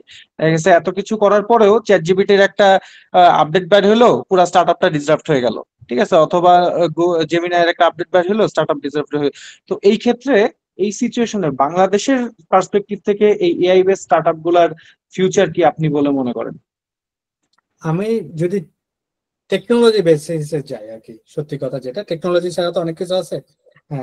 যদি শুধু টেকনোলজি সেক্টরটার কথা বলি, ইউএস এর ইকোসিস্টেমের পার্সপেক্টিভে আমি প্রথমে বলি, তারপর বাংলাদেশে আসতেছি। সবচেয়ে মানে ইজি না, আমি ইজি বলবো না, কম্পেয়ার টু আদার মানে টেকনোলজি, এআই বেস সেট আপটা করা ইজি হয়। কারণ হচ্ছে এটা আপনি ফ্রেন্ডরা মিলে, যেমন আমাদের এখানেও আমি দেখছি যারা হলো যে ইউনিভার্সিটির ইয়ে থাকে না, আমাদের যে হলগুলো থাকে, তো হলগুলোতে থেকে বা বসে দুজন মিলে কাজ করতেছে। হ্যাঁ, কোর্স করতেছে, তার জন্য ইনিশিয়াল একটা এমবিপি বানাইতে কয়েকটা ল্যাপটপ আর কয়েকটা সার্ভার, যেটা বললেন ওইটা খুব যে খরচ কম্পেয়ার টু, কারণ আমার এমবিপি বানাইতে 800K গেছে, ঠিক আছে? সিমিলার একটা কোনো ডিপ টেকনোলজি গেলে আপনি মিনিমাম 200-300K, বাট আপনার প্রথম এমবিপি বানাইতে এআই বেস অত এত টাকা লাগতেছে না, যদি ফাউন্ডাররা নিজেরা আর কি টেকনোলজি বেস থাকে, টেক বেস থাকে বা ব্যাকগ্রাউন্ডটা ওইরকম থাকে। তো এটা ইজি। সিমিলার আমি বাংলাদেশের ক্ষেত্রেও এটাই বলি, যদি টেকনোলজি বেসড হয়, আমি অন্য আছে এগ্রিটেক বা আদার্স কিছু থাকতে পারে, আদার বিজনেস, সেটার ক্ষেত্রে আমার মনে হয় প্রথম এমবিপি যদি বানাইতে চান ট্র্যাকশনটা দেখার জন্য, প্রথমেই তো আপনার এত বড় সার্ভার সবকিছু যে একেবারে পলিশড হইতে হবে এমন কিছু না। সেটা বাংলাদেশের আপনি এটা আরো ইজিলি করতে পারেন। এখন আপনি দেখেন না, বাংলাদেশের ইউএস এর অনেক সফটওয়্যার কোম্পানি, এখন তো পলিটিক্যাল রিজন একটু কম হতে পারে, অনেক কোম্পানি কিন্তু বাংলাদেশ ইন্ডিয়া আউটসোর্সিং করে। কেন করে? বিকজ অফ এখানে একটা সফটওয়্যার ইঞ্জিনিয়ারের আপনার স্যালারি দিতে হয় 100K থেকে 200K, মানে 1 কোটি থেকে 2 কোটি টাকা। আপনি বাংলাদেশে হয়তো 50-60 হাজার টাকা দিলে একটা ইউনিভার্সিটি গ্রাজুয়েশন করা লোকজন পেয়ে যাবেন। অথবা আপনি পার্ট টাইমে কাউকে রাখতে পারেন, অথবা ইউনিভার্সিটিতে যে হয়তো অনেক সময় ইউনিভার্সিটি গ্রাজুয়েট করা লাগবে এরকম কিছু না, ইন্টার্নশিপ হিসাবে যারা ইউনিভার্সিটিতে কম্পিউটার সায়েন্সে পড়তেছে তাদেরকেও হয়তো নিয়ে আসতে পারেন। আমি এরকম অনেকজন চিনি যারা হলো ইউনিভার্সিটিতে পড়তেছে, পাশাপাশি কাজ করতেছে। টাকা পয়সা হিসাবে যদি আমি চিন্তা করি, বাংলাদেশে বসে আসলে অনেক চিপে কাজ করাটা সম্ভব। এবং আমার ইনফ্যাক্ট মাঝে মাঝে নিজেরই আইডিয়া আসে, কারণ আমি তো এই ফিল্ড গুলাতে আছি আর কি, টেকনোলজি বেসে, যে বাংলাদেশে বসে হয়তো আমি একটা এরকম স্টুডিও খুলবো কিনা যেখানে কয়েকজন শুধু সফটওয়্যার ইঞ্জিনিয়ার থাকবে, শুধু আইডিয়া দিলাম, বা এখানে আমি জানি এখানে কোনটা গ্যাপ তারা বানাইলো, কারণ আমি এখানে এই জিনিস করতে গেলে আমার যত টাকা লাগবে ওইখানে আরো ইজি হবে। তো ওইটা হইতে পারে। তো ভাইয়া মানে স্কেলেবিলিটির দিক থেকে কি রকম চিন্তা করেন? তো যেখানে যে পরিমাণে হিউজ টাকার দরকার এবং ডিসরাপ্ট হয়ে যাওয়ার একটা ভয় আছে, যে বড় বড় জায়ান্টরা তো প্রতি মানে মুহূর্তেই একটা নতুন নতুন আপডেট আনতেছে, এই ক্ষেত্রে রিস্ক ফ্যাক্টরটা কি মনে করেন আপনি? হ্যাঁ, রিস্ক আছে ডেফিনেটলি, কারণ আপনি টাকা এখানে সবচেয়ে বেশি। ইউএসএ তে আমি যদি বলি আমি ইউএসএ এর কথা বলতেছি, সেম তো বাংলাদেশেও হবে আর কি, কারণ অনেকটা টাকা পয়সা তো অ্যালাইন করে আর কি একই দিকে। ইউএসএ সবচেয়ে বড় সেক্টর এখন হচ্ছে এআই। এখন এআই যেহেতু এখানে সবচেয়ে বেশি টাকা, ফাউন্ডারও বেশি। আমার ইউনিভার্সিটি হচ্ছে সবচেয়ে বেশি এআই রিলেটেড ইঞ্জিনিয়ার প্রডিউস করে ইউএসএ তে। তো আমি জানি এখানে মানে এআই মানে পুরা হাইপটা কিরকম। হ্যাঁ, তো এখন এই হাইপের মধ্যে যদি যান তাহলে তো ডেফিনেটলি আপনার কম্পিটিশনও বেশি। তো এখন এই কম্পিটিশন মাথায় তো রাখতে হবে। তার মধ্যেও এখন আমার মার্কেটে হয়তো 1000 কোম্পানি আছে, 100টা হয়তো 100টাও না, হয়তো 20টা হয়তো সাকসেসফুল হবে। তো এই জিনিসটা আছে। বাট অন্য জায়গায় গেলে দেখবেন হয়তো 50টা আছে কোম্পানি, বাট হয়তো সাকসেসফুল হচ্ছে একটা। হ্যাঁ, তো এখন ওই জিনিসটা তো সবসময় থাকবে। এখন এটা আপনাকে অ্যাডাপ্ট করে নিতে হবে। আপনার সেটা কতটুকু ভিশন, কতটুকু কিভাবে চিন্তা করতেছেন, কি স্টার্টআপ চিন্তা করতেছেন, আপনি কোন স্টেজ পর্যন্ত যাইতে চান। আপনি যদি এখন চিন্তা করেন একটা এমবিপি করলাম, এখন স্কেলেবিলিটি যেটা আপনি কোশ্চেনটা করলেন, স্কেলেবিলিটির জন্য আপনার যদি ভালো মডেল হয়, আপনার যেহেতু এআই বেস, আপনি ইজিলি এটা ইউএসএ তে নিয়ে আসতে পারেন। ইজিলি ইউএস এর ফান্ডিং অপরচুনিটি বা সিঙ্গাপুর, আমি তো এটাও শুনছি যে বাংলাদেশে অনেক স্টার্টআপ সিঙ্গাপুরে যায়। সো ওই মার্কেটগুলো ট্যাপিং করতে পারেন আপনি। তাহলে তো এটা তো স্কেলেবিলিটি তখন আপনি করতে পারবেন। প্রথমে স্কেলেবল হইতে হবে এমন কোনো কথা নেই, আইডিয়াটা থাকবে, স্কেল করবো কি হবে ডেফিনেটলি এটা জিজ্ঞেস করবে যখন এই ফান্ড রেজ করতে চান। ভাইয়া আসলে সময় স্বল্পতার জন্য আমরা আসলে আর কন্টিনিউ করতে পারছি না নতুন কোয়েশ্চেন, বাট আপনার যেহেতু লিংকডইন প্রোফাইল শেয়ার করা আছে, সো আমাদের যারা পার্টিসিপেন্ট আছেন তাদের উদ্দেশ্যে বলছি যে ভাইয়ার সাথে লিংকডইনে কমিউনিকেট করেন। ভাইয়া অনেক ব্যস্ত মানুষ, বাট তারপর চেষ্টা করবেন আপনাদের সাথে ওয়ান অন ওয়ান বসার জন্য, এবং আপনাদের যে সব জিজ্ঞাসা বা ব্রেইনস্টর্মিং বা যে কোনো ধরনের সহযোগিতার জন্য ভাইয়া আছেন, এবং আমি মনে করি ভাইয়া যথেষ্ট পরিমাণ ইচ্ছুক আপনাদেরকে আসলে হেল্প করার জন্য।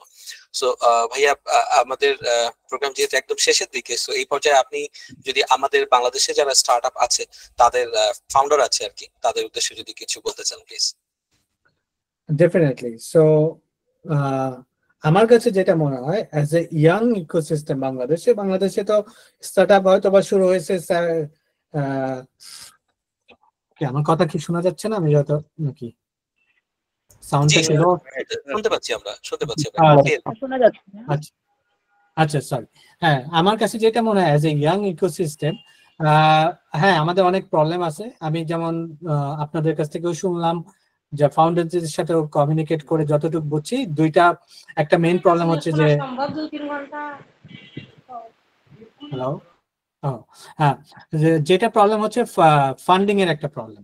সো ফান্ডিং এর problem as a young ecosystem এটা আসলে আছে, এবং ইনফ্যাক্ট ইউএসএ তো যদিও অনেক ফান্ডিং মেকানিজম আমি বলতেছি, বাট ইউএসএ তো আছে।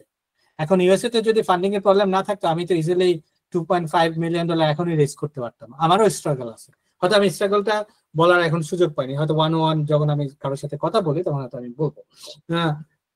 সো ফান্ডিং এর প্রবলেমটা আছে, আমাদের বেশি আছে, এদের কম আছে ওভারঅল। বাট এর মধ্যে থেকে আগানোরও অপরচুনিটি আছে, কারণ আমাদের আবার অ্যাডভান্টেজ আছে, আমাদের মার্কেট আছে, আমাদের ট্যালেন্ট আছে, আমাদের এক্সপার্টিজ আছে, এবং আমি সেটা কম খরচে এমবিপিটা উঠাইতে পারি।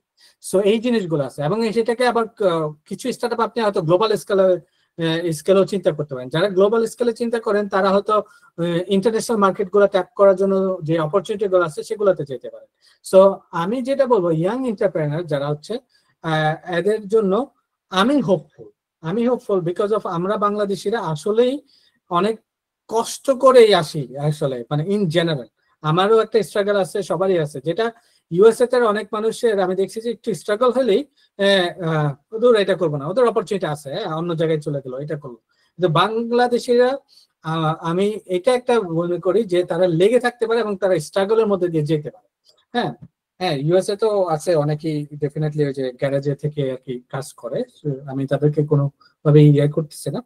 তো আমাদের যেহেতু ইচ্ছা আছে, আমাদের ট্যালেন্ট আছে, আমার যে মার্কেট আছে, আমার যেই এই মানে অ্যাডভান্টেজটা আছে, সেটাকে যদি আমি লেভারেজ করে আগাইতে পারি, ডেফিনেটলি এখান থেকে আমি বেটার কিছু আশা করি। হয়তো আজকে আমার ইকোসিস্টেমে ফান্ডিং যে প্রবলেম, ইনিশিয়াল যে ফান্ডিং প্রবলেম, আজ থেকে 10 বছর পরে আপনাদের থেকে যারা হয়তো সাকসেসফুল আরো কয়েকজন ফাউন্ডার বের হবেন, তারা যখন ব্যাক করবেন, তাদেরকে দেখে ইনভেস্টর আরো ইনভেস্ট করবে। তারপরে হচ্ছে আপনারাও হয়তো অ্যাজ এ ফাউন্ডার, যখন আপনাদের যেটা ইউএসএ তে হয়, অনেক ফাউন্ডাররা কিন্তু তারা এঞ্জেল ইনভেস্টর হিসেবে থাকে। হ্যাঁ, এরকম আপনারা হয়তো নিজেরাও ইকোসিস্টেমে সেই সেই সেই পদক্ষেপ গুলো নিতে পারেন। যেমন আমার ইচ্ছা আছে আমি বাংলাদেশ ইকোসিস্টেমের জন্য কিছু একটা করবো। আমার হয়তো এখন টাকা নাই, বাট আমার যে এক্সপিরিয়েন্স আছে সেটা নিয়ে কিছু করবো। তো তো এরকম যখন হয়তো একটা সময় আপনারা এক্সিট করবেন কোনো কোম্পানি থেকে, বা আরো গ্রোথ স্কুলে যাবেন, বা যেই পর্যায়ে থাকেন, আপনারাও হেল্প করবেন, ইকোসিস্টেমটা বড় হবে। সো আমি খুবই হোপফুল। অ্যান্ড লাস্ট আরেকটা কথা বলি এটার সাথে, যেহেতু এখন আমরা শেষের পর্যায়ে, আমি বাংলাদেশের ইকোসিস্টেমে আসলে ইনভলভ হতে চাচ্ছি অ্যাজ ইফ যে আমাদের যে ইনিশিয়াল স্টেজে যারা আছে, সিড, প্রি সিড, এদের যে প্রবলেম গুলো আছে, এই প্রবলেম গুলোর সাথে আমি ইনভলভ হতে চাচ্ছি, যে আপনাদের কি প্রবলেম গুলো ফেস করতেছেন। সেখানে আমি যদি সেটা ব্রেইন স্টর্মিংও হতে পারে, যেমন আপনি হয়তো কোথাও পিচিং করবেন, কেমনে পিচিং করবেন, এটা ডেফিনেটলি প্রসূন ভাইয়া বা আপনার আরিফ ভাইয়া, ওনারা আপনাদেরকে অনেক হেল্প করতেছে। মানে আপনারা একটা মনে করেন মার্কেট অ্যানালাইসিস করছেন, কিভাবে পিভটিং করবেন, কিভাবে হয়তো কাস্টমার ডিসকভারি করবেন, সবকিছুতেই মানে একটা স্ট্রাগল থাকে। এবং সেই স্ট্রাগলে যদি মনে করেন যে আপনি কোথাও আপনার দরকার আছে কারোর সাথে কথা বলার, আই এম দেয়ার। সেই সেই কারণ আমি কিভাবে জার্নিটা করছি সেটার আমার একটা এক্সপিরিয়েন্স আছে, এবং আপনারা কিভাবে করতেছেন, আপনার স্টার্টআপের জন্য আরেক ধরনের জার্নি হবে, সেখানে আমি অবভিয়াসলি আমি সেখানে আপনারা যদি কন্ট্যাক্ট করেন, definitely I'll be available. Thank you so much ভাইয়া, আপনি অনেক সুন্দর করে বলেছেন। আমরা ফাইনালি আর কি আমরা একদম প্রোগ্রামের শেষ পর্যায়ে। স্যার, আমাদের project director sir Manzur Mohammad Shahriar sir, আপনি স্যার মনে হয় কিছু বলতে চাচ্ছিলেন। শিওর। জি, থ্যাংক ইউ আরিফ ভাই, থ্যাংক ইউ সো মাচ। যে আমরা আসলে আজকে সবাই অনেক কিছু জেনেছি। আর আপনার কাছে অনুরোধ থাকবে, আপনার যে আপনি একটু বিজি থাকেন আমরা বুঝতে পারছি, আর আমাদের যে প্রোগ্রাম ম্যানেজার আরিফকেও বলবো আপনার সাথে একটু যোগাযোগ করে আমাদের আসলে ইকোসিস্টেম বিল্ড আপের ক্ষেত্রে আমরা কি কি ইনিশিয়েটিভ নিতে হবে ভবিষ্যতে, এই বিষয়ে আপনি কিছু পরামর্শ দিবেন। আর আমাদের যে মানে আমাদের বর্তমানে উপদেষ্টা মহোদয় এবং আইসিটি সেক্রেটারি, আমরা আসলে এটার উপর একটু জোর দিচ্ছি। কারণ আপনাকে একটু বলে রাখি, আমাদের এই স্টার্টআপ স্কেল আপ প্রোগ্রাম যেটা অ্যাক্সিলারেটিং বাংলাদেশ প্রোগ্রাম, এর বাইরে আমাদের আরেকটা প্রোগ্রাম আছে, ইউনিভার্সিটি ইনোভেশন হাব প্রোগ্রাম। সেখানে কিন্তু আমরা ইউনিভার্সিটির স্টুডেন্টদের কিন্তু আমরা তৈরি করছি। আমাদের ভবিষ্যতের হলো আফটার 10 ইয়ার্স এটার ইম্প্যাক্ট আসবে হয়তো, কিন্তু আমরা এখন থেকে ইকোসিস্টেমটা যাতে সাস্টেইন করে, পড়ে না যায়, এর জন্য একটা হলিস্টিক অ্যাপ্রোচে যাওয়ার চেষ্টা করছি। আপনাকে অসংখ্য ধন্যবাদ আমাদের সাথে থাকার জন্য। আমরা ভবিষ্যতে আপনাকে আরো পাবো এই আশা রেখে এখানে। থ্যাংক ইউ মঞ্জুর স্যার, আপনার সাথে কথা বলে আমার ভালো লাগছে। এন্ড ডেফিনেটলি আমি আরিফ ভাইয়াকে বলছি, প্রসূন ভাইয়াকে বলছি, আমি ইন্টারেস্টেড ইকোসিস্টেম, বাংলাদেশের ইকোসিস্টেমটা বিল্ড আপ করার। আপনাদের হয়তো আমি বললাম, জানি না এটা লাইভে বলা আবার উচিত হবে কিনা, আমি আসলেই আসছি যে আমার কোহর্টে কোনো বাংলাদেশি নাই। তো আমার বাংলাদেশি, আমি যদি মানে ফাউন্ডার চাই, আমাকে বাংলাদেশের ইকোসিস্টেমটা বিল্ড আপ করতে হবে। তো সেই ক্ষেত্রে আমি কি যতটুকু করা লাগে আমার পক্ষে যতটুকু সম্ভব, ডেফিনেটলি আমি ডেফিনেটলি আরিফ ভাই বা প্রসূন ভাই বা আপনারা যারাই থাকবেন, আমি উইলিং টু কোলাবরেট। কারণ আমার যতটুকু সম্ভব আমি ডেফিনেটলি আমার পক্ষ থেকে আমি আছি। So to everyone who joined us today, I hope this session has reminded you that no dream is too big if it's nurtured with passion and persistent, whether you are a student, researcher, or an entrepreneur. Let's tonight's discussion be a reminder that Bangladesh can and does produce global innovators who shape the future. On behalf of Accelerating Bangladesh, I sincerely thank Dr. Arifuzzaman Arif Bhai for sharing his journey with us and for being a role model for young founders and researchers. I also thank all of you for joining this fireside chat and for being part of a community that believes in innovation, entrepreneurship, and global impact. With that, we formally conclude today's session. Stay connected with Accelerating Bangladesh for more such inspiring conversations, and let's continue building bridge from Bangladesh to the world. Thank you and have a wonderful night. And Arif Bhaiya, have a wonderful day. Yeah, thank you. Thank you, everyone. Thank you.